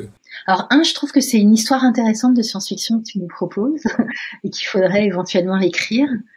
Voire du coup, moi je me suis dit mais peut-être, ça je trouve que je l'ai jamais lu. Peut-être qu'on pourrait imaginer que justement les espèces extraterrestres communiquent de cette manière, parce que ce sera plus facile, par exemple, d'envoyer de l'information à une vitesse supraluminique ou dans des trous de verre que d'envoyer des vaisseaux spatiaux avec des corps matériels. Peut-être que en fait la façon de communiquer avec les extraterrestres, ce serait en nous numérisant tous, en tout cas sous forme numérisée. Donc ça fait une deuxième histoire intéressante de science-fiction. Après, par rapport à ce que tu dis, je trouve ça hyper intéressant parce que justement là, je parlais de The Expanse tout à l'heure, et moi, contraire mais totalement de toi. Enfin, si moi il y a quelque chose qui me guide, qui est un peu le point ultime, voilà, presque une fin en soi à la façon kantienne. Moi, j'aurais envie d'aller dans l'espace, explorer les galaxies, mais personnellement. Et évidemment, bon, j'ai renoncé depuis longtemps à la possibilité de le faire, mais j'en ai envie pour l'humanité en fait. Et pour moi, c'est un petit peu l'accomplissement ultime de l'humanité, ou un des accomplissements vraiment importants à l'échelle de l'univers. Ce serait d'y aller, quoi, d'aller explorer d'autres planètes, d'autres étoiles, d'autres galaxies et n'importe quel autre qui est susceptible d'exister et dont on n'a pas encore idée. Là, c'est une espèce de curiosité fondamentale. Pendant mes études, j'avais fait l'étude d'architecture et d'urbanisme, et j'avais fait une option prospective. Et en 5e année, j'avais fait un hôtel dans l'espace. Et je m'étais renseigné sur toute la difficulté. En fait, ça m'a paru tellement compliqué de mettre des humains biologiques dans l'espace, ne serait-ce que en orbite basse. Mais au-delà de ça, je pense que à partir du moment où on peut générer en fait nos propres univers, on peut générer aussi de l'inconnu en fait. C'est ça qui est intéressant avec les jeux vidéo par exemple procéduraux, c'est qu'en fait le code ne donne pas exactement. Enfin, on ne sait pas ce que ça va donner. Et du coup, il y a quelque part peut-être plus de diversité dans les univers qu'on va générer que dans le vrai univers finalement, qui est apparemment que de la caillasse jusqu'à très loin, quoi. Je trouve que c'est une question passionnante. Je crois pas que je me l'étais déjà posée comme ça, parce qu'en fait, disons spontanément, je te dirais, pourquoi choisir? Prenons les deux. Donc, si on doit choisir, voilà, où irait ma préférence? Mais là, c'est plus quelque chose, de personnel, d'introspectif. Faudrait que j'y réfléchisse davantage, mais en tout cas, j'ai cette impulsion pour aller voir pour de vrai dans le vrai univers tel qu'il est. Et je pense que ça peut être rattaché à une question beaucoup plus générale. J'avais eu l'occasion de participer, je crois en 2005, à un colloque en ligne sur la notion, au début ça va pas paraître lié, mais sur la notion d'authenticité en art. Et la question, donc c'était à partir d'un article d'un auteur dont là je me souviens plus non plus le nom. Et la question qui était posée, c'est quand on regarde, disons, un vrai Picasso, plutôt qu'une reproduction, est-ce que ça ajoute de la valeur à l'expérience esthétique? Et est-ce que le fait d'être devant le vrai Picasso, plutôt que, hypothèse, expérience de pensée, sa reproduction à l'atome près, est-ce que ça change quelque chose? Est-ce que si ça change quelque chose pour quelqu'un, c'est pour des bonnes raisons? ou est-ce que c'est une forme de fétichisme dont il faut se séparer, et si j'ai l'occasion de regarder une reproduction à l'identique, il y a pas de raison d'être plus ému, d'être en présence du vrai Picasso. Et ouais, ça c'est une question de... Faudrait faire des tests en double aveugle avec des placebos. Ouais, c'est une piste intéressante de passer ça en mode expérimental. Ça peut-être à creuser. Mais alors juste pourquoi je sais pas si vous avez vu intuitivement le lien que je fais avec l'espace. Je sais pas si moi j'ai un fétichisme de l'art. Et puis bon, peu importe, ça nous égarerait trop. Ce que je après discussion, ce que j'aurais à répondre en fait, c'est chacun fait un peu ce qu'il veut. Et si quelqu'un a l'impression d'avoir une émotion esthétique plus intense parce qu'il croit regarder un vrai Picasso, bah tant mieux pour lui. Et puis voilà, il y a ce qui compte, c'est la qualité et l'intensité de l'émotion esthétique au bout du compte, et que ce soit pour des mauvaises raisons, bah peut-être que c'est pas très important en fait. Voilà, en gros, ce serait ma réponse à la question que j'ai soulevée. Mais ouais, moi je sais pas, pareil, le mot fétichisme est un mot qui est plutôt péjoratif. Mais moi, c'est vrai que j'ai l'impression que ça fait une différence pour moi de me dire que j'explore l'univers réel plutôt que des univers fictifs, en tout cas un format, enfin sous forme de jeux vidéo ou apparentés.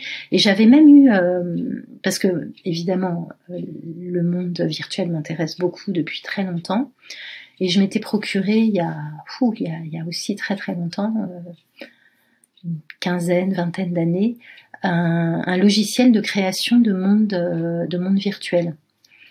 Et puis j'ai joué à des jeux vidéo, par exemple au jeu Myst, où on se balade dans des endroits où il y a un côté assez contemplatif que moi j'aime bien. Mais dans ces deux exemples, je me souviens m'être dit, enfin d'avoir eu une espèce de même prise de conscience émotionnelle, en fait, de me dire mais quel est le sens, enfin pourquoi tu vas pas plutôt te balader dans la vraie nature en fait. Et j'avais voilà, et alors bon, outre, c'est vrai que les jeux vidéo, même si on a des sensations et des émotions, ça reste en gros réduit au son, pour ce qui est des sensations, au son et à l'image. Et encore à une image qui voilà. Peut-être que tu me répondras, oui, mais si on est dans des vrais univers virtuels, où on n'a plus la possibilité de distinguer le réel, comme dans mon exemple de Picasso, adapté, le réel du virtuel, bah, est-ce que ça fait une différence? Et c'est vrai que moi, quand je me suis dit, mais ce que j'aime beaucoup faire, faire des randonnées et des balades dans la nature, ou pas, une des différences pour moi, effectivement, qui est ce que j'ai vu que tu acquiesçais, qui est importante, c'est que quand on fait des vraies balades dans le monde réel, on a tout un tas de sensations qu'on n'a pas quand on fait des balades aujourd'hui dans des jeux vidéo standards, et notamment je sais pas, il y a des petites choses comme ça qui me paraissent précieuses. Il y a la luminosité, l'infinie variation de la luminosité du ciel quand on est dehors. Je pense qu'à strictement parler, c'est jamais pareil, parce que la présence de nuages, la qualité de l'atmosphère, où sont les nuages par rapport au soleil, là, je suis très politique, mais font que la luminosité n'est jamais tout à fait la même. Et la sensation du vent aussi sur sa peau, pareil, les infinies variations de la qualité d'un vent sur la peau, et puis toutes les sensations physiques qu'on ressent quand on est effectivement en train d'évoluer dans le monde réel. Voilà, donc aujourd'hui, même si j'aime bien, je suis pas très souvent le temps, mais j'aime bien m'immerger effectivement dans des univers virtuels. Je trouve voilà qu'il y a heureusement pour lui, il y a une qualité du réel, d'expérience du réel qui reste quand même imbattable sur certaines qualia, on va dire, pour utiliser un vocabulaire philosophique. Voilà. Après, si l'expérience est reproduite, on fait une hypothèse totalement à l'identique dans un univers virtuel, est-ce que ça continuera à faire une différence? Bah là, c'est l'exemple de comment ça s'appelle, ce film avec Schwarzenegger, comme dans Total Recall. Ah oui, alors ça c'est encore une autre hypothèse. Tu as complètement. pas dans Total Recall, il me semble qu'il est possible de prendre, puis dans tout un tas d'histoires de science-fiction, les gens moins riches, enfin peuvent prendre des vacances dans des univers virtuels, par exemple aller sur Mars, mais en virtuel, et ça devient un luxe en fait de pouvoir profiter d'aller pour de vrai dans les lieux, même si peut-être que l'expérience sensorielle est totalement la même. Il me semble dans Total Recall, c'est plus on injecte à une personne les souvenirs de vacances qu'il aurait eu. Et donc ça pose la question, quel est le rapport qu'on a avec notre mémoire, et est-ce que je serais capable de savoir en fait si je sais pas, les dernières années de ma vie elles sont réelles ou on les a injectées hier par exemple. Bon, c'est une histoire intéressante philosophiquement, c'est vrai qu'on s'est un peu égaré dans d'autres méandres, surtout quand on ouvre la boîte de Pandore du paradoxe de Fermi. C'est ce qui arrive, mais non, c'était super intéressant. Alors peut-être recentrer la conversation sur le rapport entre le transhumanisme et la science-fiction. Donc il y a eu une première vague dans les années 30-50 qui correspond donc le lien entre la science-fiction, le transhumanisme et la politique aussi. Donc dans les années 30-50, on a Le meilleur des mondes d'Aldous Huxley, donc il parle d'ingénierie génétique, une thématique très importante dans le transhumanisme. Ensuite une seconde vague à partir des années 80 avec quelque chose qui injecte l'aspect digital numérique, donc avec le mouvement cyberpunk finalement qui naît, le neuromancer de Gibson, donc qui mène à tout un sous-genre de la science-fiction. D'ailleurs, les frères Huxley, il y avait donc Julian Huxley, l'auteur de science-fiction, et son frère qui était Julian Huxley, c'était enfin, je sais même pas si c'était quelle était sa profession, c'était un philosophe ou un écrivain ou autre. Bon, en tout cas, il s'intéressait au génie génétique presque en tant que proto-transhumaniste. C'est peut-être, il me semble que c'est lui qui a inventé le terme transhumanisme. Enfin, c'est toujours. Ouais, c'était un biologiste, Julian, et Aldous était simplement son frère. Il y avait un documentaire d'ailleurs super intéressant sur les deux frères sur Arte. Il faut le retrouver. J'essaierai de le retrouver et de le mettre dans la description, ça m'intéresse. En fait, Aldous était très critique de son frère. Il y a un documentaire sur Huxley et Wells. Orwell, pardon. Huxley et Orwell, c'est de celui-là dont tu parles? Oui, voilà, c'est ça. Oui, c'est celui-là. Et il parle du rapport entre les deux frères Huxley. Aldous connaissait très bien ce que faisait Julian, mais il était assez critique quand même. Et du coup, c'est intéressant parce que c'est quand même globalement critique. Pour revenir sur le meilleur des mondes, effectivement, il y a des côtés un peu utopistes, mais il y a quand même des côtés de société de classe qui est quand même très violent. Et du coup, les deux, en tout cas, ils avaient des discussions apparemment familiales intéressantes. Et je me souviens plus de ce documentaire, mais bon, je retrouverai, je mettrai. Oui, du coup, la question, ça pourrait être, vu qu'on a comme ça quelqu'un qui est plus intéressé par l'idéologie transhumaniste et son frère qui est plus dans la science-fiction qui va critiquer, est-ce que les idéologies, les mouvements politiques peuvent être vus comme des fictions positives, des anticipations désirables ou des sortes d'espoir, alors que la science-fiction va venir apporter on va dire presque les sonnettes d'alarme en mettant en garde ce qui pourrait arriver. Donc par exemple, aujourd'hui, on a des nouveaux mouvements qui sont plutôt optimiste, par exemple le solarpunk, qui essaie de voir comment on pourrait finalement cohabiter dans un monde où le réchauffement climatique a quand même bien, un impact. Mais on s'est quand même adapté, on a réussi à relever certains défis, en tout cas notamment de trouver des nouvelles sources d'énergie. Donc finalement, je suis contente que tu retombes sur la question de l'utopie de l'utopie, parce que du coup, j'ai pas eu le temps d'en parler, parce que moi, j'ai dit que j'étais sur mes arguments sur pourquoi la science-fiction, même si théoriquement tous les possibles sont ouverts à égalité, pourquoi elle paraît plus majoritairement pessimiste. Hein, donc j'avais donné trois arguments que je résume. C'est parce qu'il y a quelque chose de consubstantiel à l'écriture de fiction qui pousse à faire de la technologie un problème, parce qu'il y a les ambiances, et qu'en ce moment on est plutôt dans une ambiance au pessimisme, et troisième argument, c'est ce qui après nous a emmené vers Fermi, etc., moi, à titre personnel, je pense que c'est, disons, consubstantiel à la technologie d'une certaine façon, de nous à partir du moment où on a atteint un certain niveau de pouvoir, de nous emmener dans des scénarios qui sont plutôt inquiétants. Mais d'une part, moi-même, si je m'intéresse à ces sujets, c'est précisément pour participer très modestement à la réflexion sur les risques posés par les technologies, dans l'espoir qu'on va peut-être effectivement trouver une voie où on va, voilà, enfin, éviter les obstacles, et notamment l'obstacle majeur de l'autodestruction. Et il me semble effectivement très souhaitable de développer des œuvres de science-fiction optimistes, d'essayer de développer des utopies même, ou en tout cas des futurs plus positifs, mais je pense que c'est très difficile. Enfin, c'est un peu c'est le problème que je disais tout à l'heure, parce que là, on est quasiment, on n'est plus dans le rapport science-fiction que je décrivais tout à l'heure, mais en fait, on est dans un rapport analogue entre la politique et, disons, la science-fiction. C'est-à-dire que si on a une si bonne idée, si on a vraiment une très bonne idée pour trouver un moyen d'organiser les rapports humains qui permettrait de réaliser l'utopie, autant se lancer, quoi, plutôt que d'écrire de la fiction. Ou alors il faudrait considérer que la fiction est une première étape, et je pense que ça peut effectivement marcher comme ça, est une première étape vers un programme en fait plus concret. Alors après, chacun son rôle.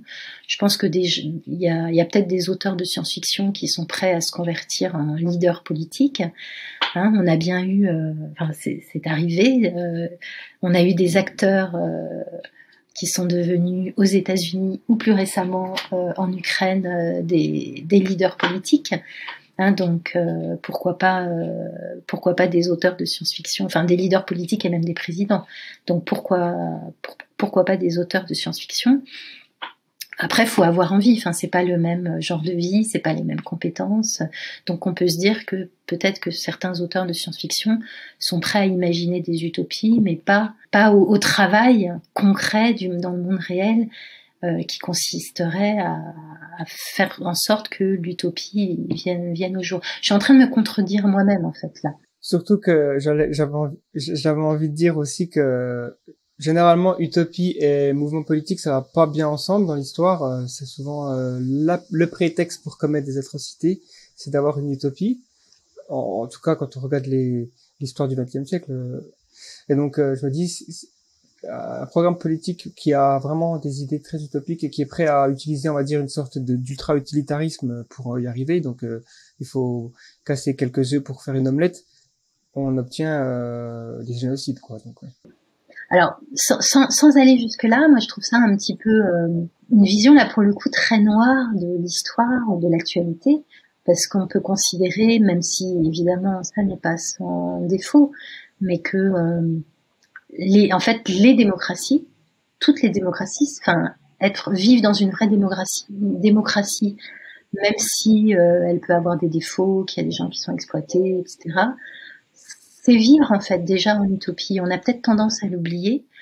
J'ai eu l'occasion là ces 3 dernières années de conduire un projet européen sur l'Europe qui s'appelait l'Europe en interculturalité. Donc j'ai appris des choses sur l'Europe. Et l'Europe comme projet européen, comme projet institutionnel européen, on peut considérer que c'est une utopie en action. C'est né d'un idéal utopique et même si voilà il y a des défauts, elle est, de ce que j'ai pu vivre, sentir, notamment via le programme Erasmus+. L'Europe continue à être vécue et conduite, au moins par certaines personnes, comme un projet utopiste. Et je trouve qu'à cet égard, je parlais implicitement à l'instant de Vladimir Zelensky, Volodymyr Zelensky, qui a joué donc dans la série Serviteur du peuple. Alors là, on est plus dans la science-fiction, mais on n'est pas si loin avec cet acteur qui devient président. Et je ne sais pas si vous avez eu l'occasion de regarder de cette série ou même de vous intéresser, voilà. Enfin, j'imagine aux événements récents en Ukraine, oui. Mais c'est vrai que moi, ce que j'ai trouvé très intéressant dans, disons, la révolution ukrainienne avant-guerre et dans la série Serviteurs du peuple, c'est qu'on voit des gens, qui veulent entrer en Europe parce que pour eux l'Europe est une utopie en action, en fait, est une utopie réelle. Et comme probablement tous les pays qui sont vers lesquels se dirigent les migrants, toutes ces populations déplacées, nous, on a le luxe de pouvoir se dire, et là, je me contredis d'une certaine manière où je nuance ce que je disais. On a le luxe de surtout paraît-il en France, de se permettre de trouver tout un tas de défauts au pays dans lequel on vit, et à juste titre, et c'est précisément parce qu'on peut formuler des critiques dans l'espoir que ça finisse par engendrer des réponses que on vit dans une forme d'utopie. Et c'est précisément pour ça qu'il y a plein de gens qui veulent vivre, qui viennent chez nous, quoi, parce qu'ils ont envie, par rapport à leurs conditions de vie initiales, de profiter de ça. Après, on est avec cette idée d'utopie. J'avais jamais pensé à ça comme ça, mais et moi, ça m'a rafraîchi en fait de regarder Serviteurs du peuple, en disant mais ouais, quelle chance on a d'avoir l'Europe. On passe notre temps à le critiquer et il faut continuer à le faire, mais il y a aussi plein de choses que l'Europe nous apporte qu'on a tendance à considérer comme étant acquis. Et ça, en fait, c'est un problème quasiment cognitif humain qui avait déjà été pointé par Schopenhauer au XIXe siècle, grand théoricien du pessimisme humain. Et moi, c'est une phrase alors là, pour le coup, c'est pour moi un trait de sagesse fantastique. C'est de dire il y a une espèce de malédiction dans l'humanité, c'est que les choses les plus précieuses de la vie, le plus souvent on en comprend l'intérêt et on en goûte le goût que quand on les a perdues. Et après on peut donner de nombreux exemples, dont certains sont ceux de Schopenhauer, mais c'est la question de la santé. Tant qu'on est en bonne santé, qu'on n'a jamais été malade, on s'aperçoit pas de la chance extraordinaire que c'est en bonne santé.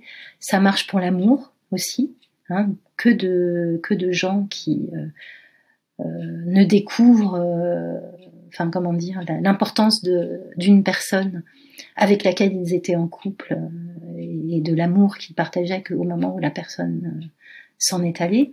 L'amour des parents, l'amour des enfants, enfin même l'amour familial, ça marche, ça peut aussi marcher comme ça. La démocratie, ça fait peut-être aussi partie de ces expériences de l'utopie, aussi problématiques, qu'elles soient dans ces détails. Ça fait partie de ces choses dont on finit, parce que c'est un problème de l'habituation, en fait, probablement. Quand on s'habitue, on est fait, ça revient à ce que je disais tout à l'heure, on est fait pour prêter de l'attention aux choses qui surprennent notre environnement, et du coup, les choses dont on prend l'habitude, on a tendance à ne plus les percevoir, en fait. Et donc là, pour le coup, c'est un vrai travail de sagesse qu'il faut essayer de développer sur soi, de garder le goût des bonnes choses, de réussir à cultiver en soi la capacité à goûter le bonheur d'avoir certaines choses de façon continue. Et dernier exemple, la douche chaude. J'ai fait quelques balades, comme je vous ai dit, j'aimais la randonnée, donc ça m'est arrivé de faire des balades un peu plus rough, notamment une semaine dans le désert sans douche, ou d'aller dans des pays où il n'y avait pas de douche chaude, ou d'avoir parfois des coupures d'électricité. Et depuis que ces petites mésaventures me sont arrivées, je goûte mieux désormais chaque matin au plaisir d'avoir une douche chaude, parce que j'ai eu l'expérience de ne pas l'avoir. Voilà. Et j'ai vu un philosophe à la télévision qui défendait un peu l'idée, notamment dans une perspective de risque de ne pas avoir d'électricité, qui disait il faudrait peut-être je crois que c'était un philosophe, il faut peut-être s'habituer volontairement à vivre sans électricité, tester, voir si on peut le supporter, etc. Et en tout cas, on en goûtera probablement que mieux la chance extraordinaire, encore un truc dont on n'a pas conscience, la chance extraordinaire qu'on a en France de vivre dans un pays où, jusqu'à présent, il n'y avait en général pas de coupure d'électricité, alors que c'est le quotidien de plein de personnes dans le monde. Et ça fait un peu penser au stoïcisme finalement. Une des méditations pratiquées par le stoïsme, c'est de s'imaginer mort ou enfin plutôt de méditer sur sa mortalité et par de fait ensuite avoir un regard sur sa propre existence et de prendre la joie que c'est de vivre. Et pareil pour s'habituer à l'impermanence des choses qui finalement finiront, tout ce qu'on tient à cœur finira par disparaître. Pardon. Voilà. Mais sinon oui, alors moi je me revendique effectivement comme stoïcienne, mais c'est vrai que le stoïcisme a souvent mauvaise presse, et ne serait-ce que tu vois quand tu expliques que le stoïcisme, un élément important c'est la méditation sur la mort, c'est pas forcément très attractif.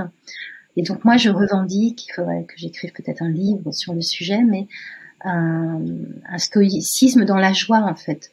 Et je pense que avoir vraiment compris les leçons du stoïcisme qui sont souvent caricaturées comme une philosophie très austère, je pense que c'est alors peut-être voilà qu'il faudrait apporter des modifications par rapport au stoïcisme originel, mais pour moi c'est une philosophie de la joie. Voilà, parce que notamment pour les raisons, effectivement, tu avais raison de faire allusion au stoïcisme, c'est parce que il s'agit bien, en effet, comme le préconise le stoïcisme, de manipuler ses représentations. Hein, quand je disais, il faut essayer de cultiver en soi la capacité à goûter les chances ou les bonheurs dont on profite et dont on n'a plus conscience. Donc là, on est vraiment dans quelque chose, effectivement, de très stoïcien. Après, là où, par rapport, disons, au stoïcisme strict qu'on le dépeint, qui aurait tendance à dire qu'il ne faut pas tirer plaisir des choses qui ne dépendent pas de nous. Moi là-dessus, je dirais non, tant qu'on les a, la jeunesse fait aussi partie des choses dont on profite, dont on comprend le prix que plus tard. Hein, mais disons dans les grandes caractéristiques antiques, la jeunesse, la beauté, la richesse, la gloire, si on les a, peut-être qu'un stoïcien strict dirait il faut même pas en tirer plaisir en pensant au jour où on les perdra. Mais moi je dirais non, si on a la chance de bénéficier de choses positives qui ne dépendent pas de nous, il faut pas y renoncer. Il faut en profiter tant qu'on les a, mais en ayant conscience du fait que si elles disparaissent, on doit quand même essayer de se rendre heureux sans ces caractéristiques. Mais là, on s'est bien éloigné de la science-fiction et du transhumanisme. Je pourrais juste peut-être y revenir, parce que vous donniez l'exemple de Damasio, Alain Damasio, comme quelqu'un qui dépeint plutôt un futur négatif. Alors d'une part, moi, c'est vrai que dans son discours politique, parce que là, c'est pour le coup quelqu'un qui se positionne comme écrivain, mais aussi qui développe à côté de ses textes un discours, disons, plus théorique. Je sais pas si vous avez lu Les Furtifs, donc son dernier roman.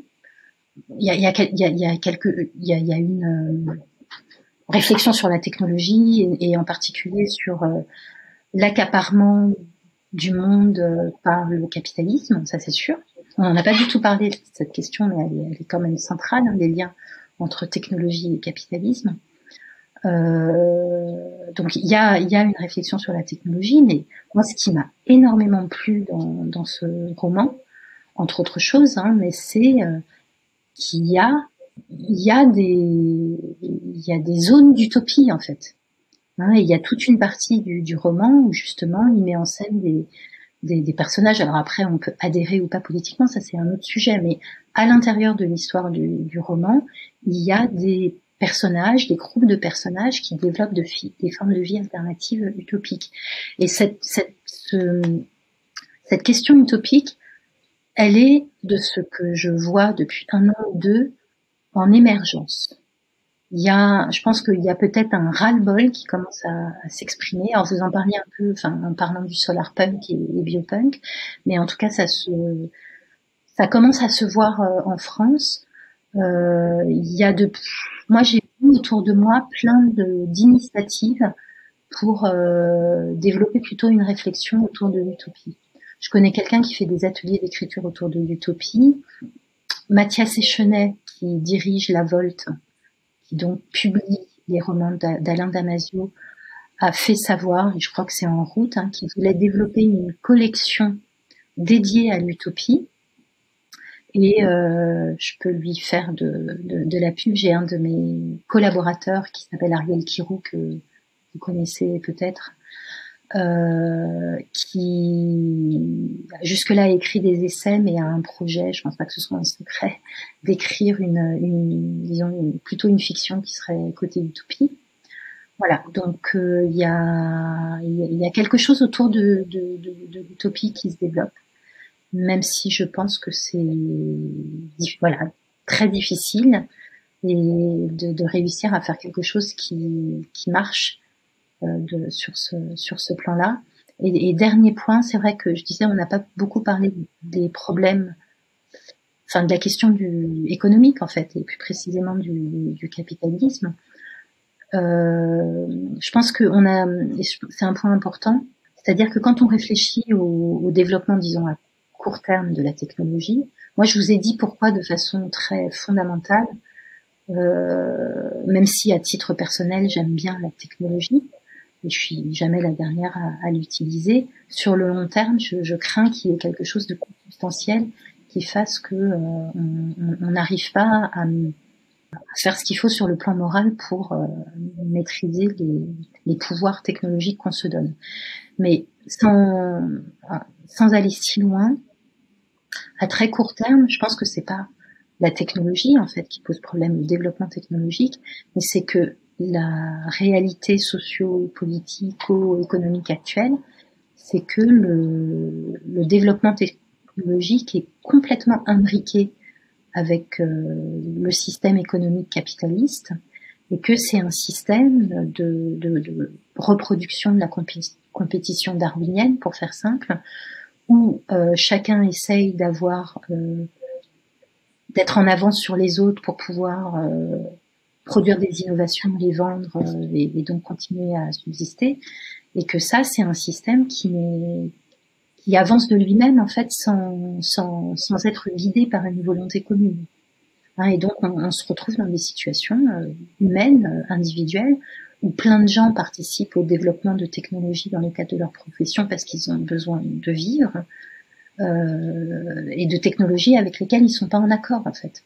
Et de façon générale, plein de gens se retrouvent à faire un travail qu'ils n'aiment pas, qu'ils méprisent, dont les objectifs ne correspondent pas à leurs valeurs, mais qu'ils le font parce que si c'est pas eux, ce sera quelqu'un d'autre, et puis qu'eux, il faut bien qu'ils vivent de quelque chose.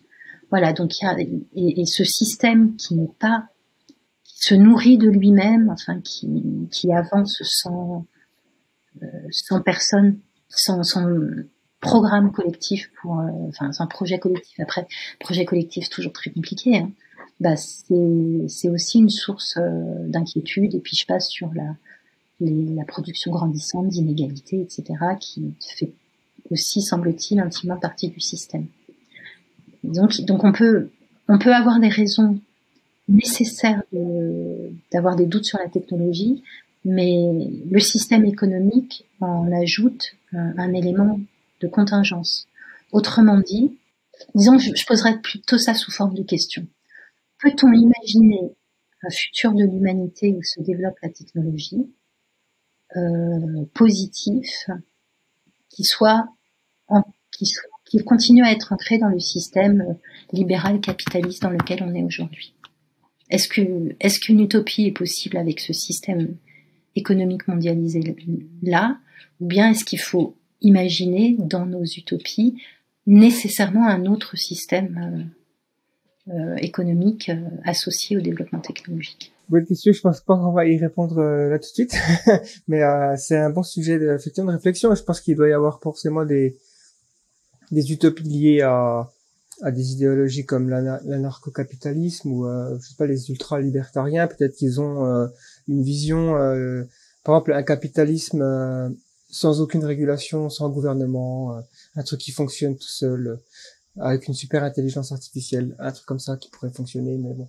Parce qu'on a parlé de politique, est-ce que quelque part les deux mouvements, en fait, les mouvements à dire globalement progressistes ou techno-progressistes et la SF peuvent dialoguer, en fait, ou quelque part,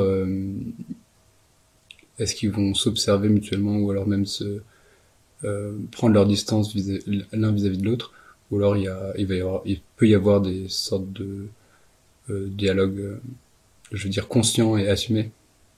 Alors je dis déjà que, enfin, je l'ai pas dit pour le transhumanisme, mais je pense que originellement, en tout cas, comme souvent en fait, hein, mais a nourri la réflexion transhumaniste, comme elle a nourri la mienne en fait.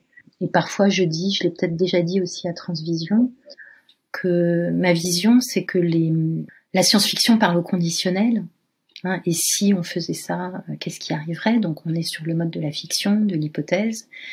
Et que moi, le sentiment que j'ai eu quand j'ai vu émerger le transhumanisme et quand j'ai lu les spéculations qui y étaient présentées, pour moi, le transhumanisme consistait juste à transformer en programme politique et à transformer en futur ou en injonction éventuellement ce qui était présenté comme au conditionnel, comme des fictions dans la science-fiction.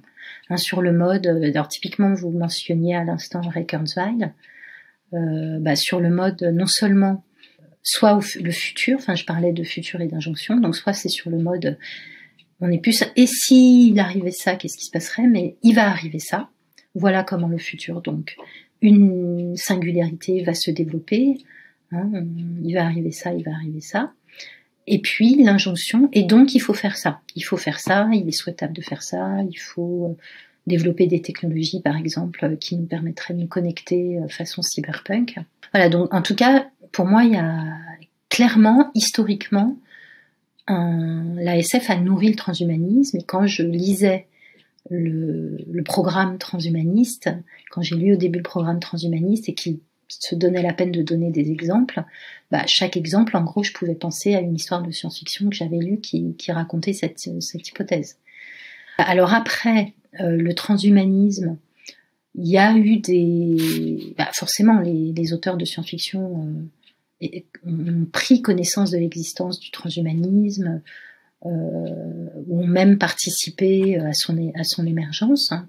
Donc typiquement Bernard Wilge, mais c'est pas le seul. Il y a aussi par exemple Charles Stross qui a écrit Accelerando et qui d'après ce qu'il a expliqué justement à propos de ce roman, expliquait que lui-même ses idées lui ont été inspirées, me semble-t-il, sur les listes extropiennes.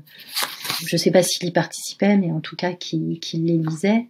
Vous avez l'un des inventeurs du cyberpunk, qui est Bruce Sterling, qui, je crois, dit assez explicitement, notamment dans le cadre de l'écriture de la schismatrice, qu'il s'est inspiré des transhumanistes. Donc historiquement, les liens et les liens d'influence ont existé dans les deux sens, et les liens entre les personnes.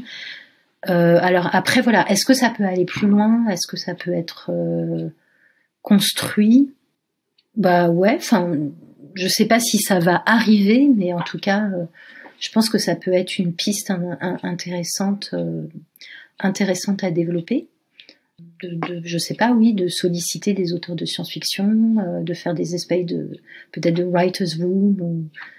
Mais après, la question, c'est, voilà, ce qui peut être intéressant pour des écrivains de science-fiction, c'est si les transhumanistes lui donnent des idées auxquelles il n'aurait pas pensé lui-même, et ça, je sais pas si ça peut faire sens, si ça n'intéressera pas tous les auteurs de science-fiction qui sont pas tous intéressés par le côté idée de la science-fiction.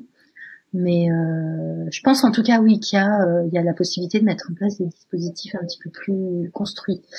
Après, penses-tu que la science-fiction doit garder son... Parce que là, je lis les questions qui m'avaient été envoyées. Est-ce que la science-fiction doit garder son indépendance? Ça, oui, enfin forcément. La science-fiction... de toute façon, on n'obligera pas à en enfin, on n'embrigadera pas tous les auteurs de science-fiction. Donc, il y a ceux qui seront intéressés à dialoguer avec des transhumanistes, et puis ceux qui seront pas intéressés ou qui n'auront pas le temps, ou, voilà, ou qui pour mille et une raisons, les choses se feront pas. Alors, c'est pas vraiment. Ouais, c'est clair. Et puis je pense que il peut y avoir une influence aussi dans la façon dont le transhumanisme est dépeint dans la science-fiction, parce que je pense que beaucoup de gens, quand ils imaginent transhumanisme, ils voient un cyborg, des trucs comme ça, qui peuvent avoir peut-être une image négative. Alors, est-ce qu'on peut imaginer des histoires positives qui clairement parlent de transhumanisme? Mais parce que là, tu reviens sur l'idée que le transhumanisme n'est pas dépeint de façon positive. Mais alors déjà, il y a toujours une confusion quand on parle de transhumanisme. J'avais même fait une communication sur le sujet, parce qu'il y a le transhumanisme comme mouvement idéologique. C'est ça, en fait, le transhumanisme à la base. C'est un mouvement idéologique. Et après, souvent, on parle du transhumanisme par souci de brièveté.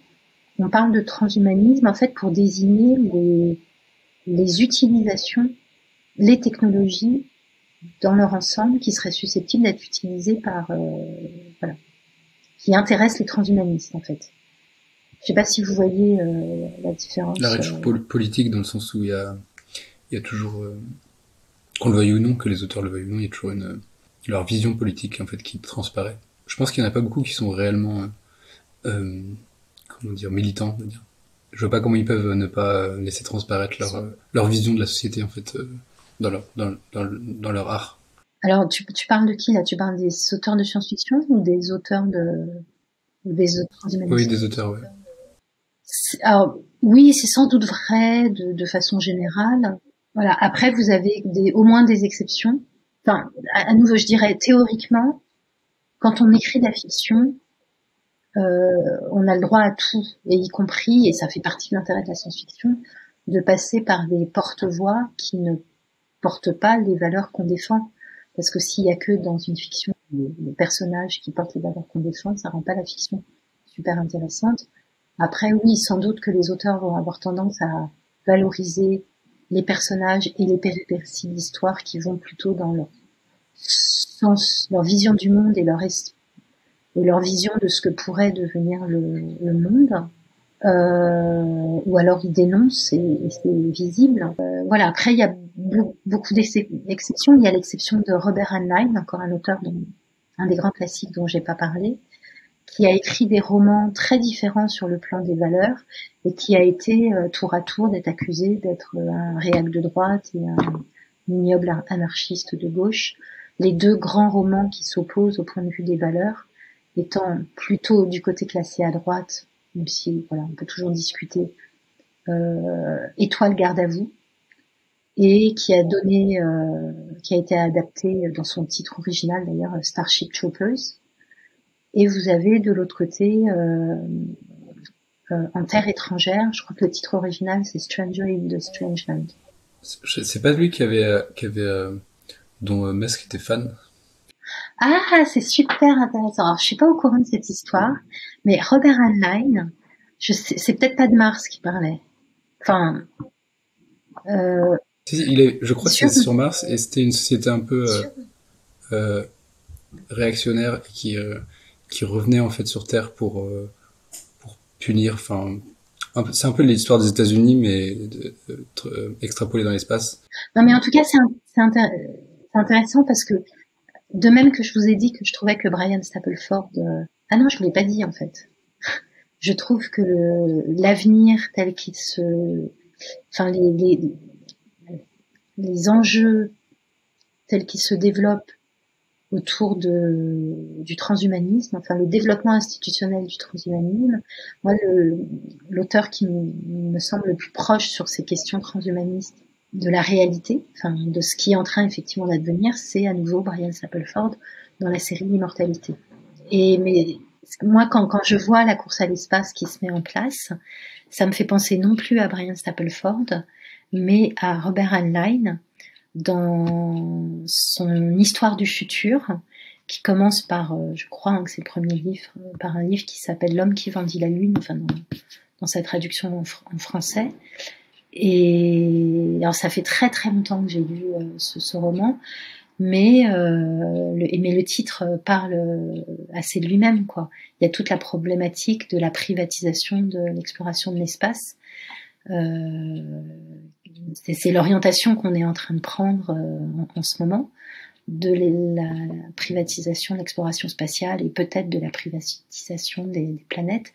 Et c'était déjà en germe c'était déjà une idée à laquelle avait réfléchi Robert Heinlein notamment dans L'homme qui vendit la lune. Et voilà, donc je trouve que peut-être que Elon Musk s'il connaît Heinlein, a aussi lu ce roman et peut-être que ça nourrit aussi son projet, ses propres projets d'exploration tous azimuts. C'est possible, il a plusieurs influences. Je sais qu'il est aussi fan de Fondation, la série d'Asimov, qu'il a pour le coup, se passe tellement loin dans le futur que je pense pas que ça a un intérêt direct sur lui, à part le fait qu'il a envie que l'espèce humaine devienne une espèce multiplanétaire, parce qu'il pense que c'est un futur désirable, quoi. Mais il est aussi fan du guide du voyageur galactique, qui est pour le coup qui montre l'absurdité de l'espace. Pour répondre à la question de départ, oui, je pense que le dialogue existe déjà, et ça peut certainement être intéressant de le renforcer. Ça peut être intéressant pour les auteurs de science-fiction. Peut-être que les transhumanistes peuvent essayer de devenir auteurs de science-fiction aussi, tout simplement. Ok, bon, c'est un appel à tous les transhumanistes qui nous écoutent, et puis puis les auteurs de science-fiction aussi. Non, mais alors justement, là, il y a un concours, on va dans ce sens-là, puisqu'il y a un concours qui a été créé cette année et qui va être reconduit de nouvelles de science-fiction. Ouais, et donc, le premier prix a été remis au dernier Transvision, dernier congrès, colloque Transvision. Donc ça va dans ce sens-là. Merci d'avoir suivi cet épisode. Si ce genre de contenu vous plaît, je vous invite à aller sur la chaîne YouTube, notre site, et d'écouter les autres épisodes du podcast, la prospective, mais aussi de la série Humain Demain. Vous savez, il y a plein de podcasts maintenant. On est parti sur les podcasts. C'est les podcasts. Donc si vous voulez nous soutenir, vous pouvez le faire financièrement sur Tipeee, YouTube, ou en achetant nos contenus premium sur le site. Si vous voulez pas nous soutenir financièrement, vous avez le droit. Mais au moins, allez peut-être écrire un petit commentaire ou mettre un j'aime ou partager les contenus. C'est une façon simple et rapide de nous donner un véritable coup de pouce. Merci et à bientôt.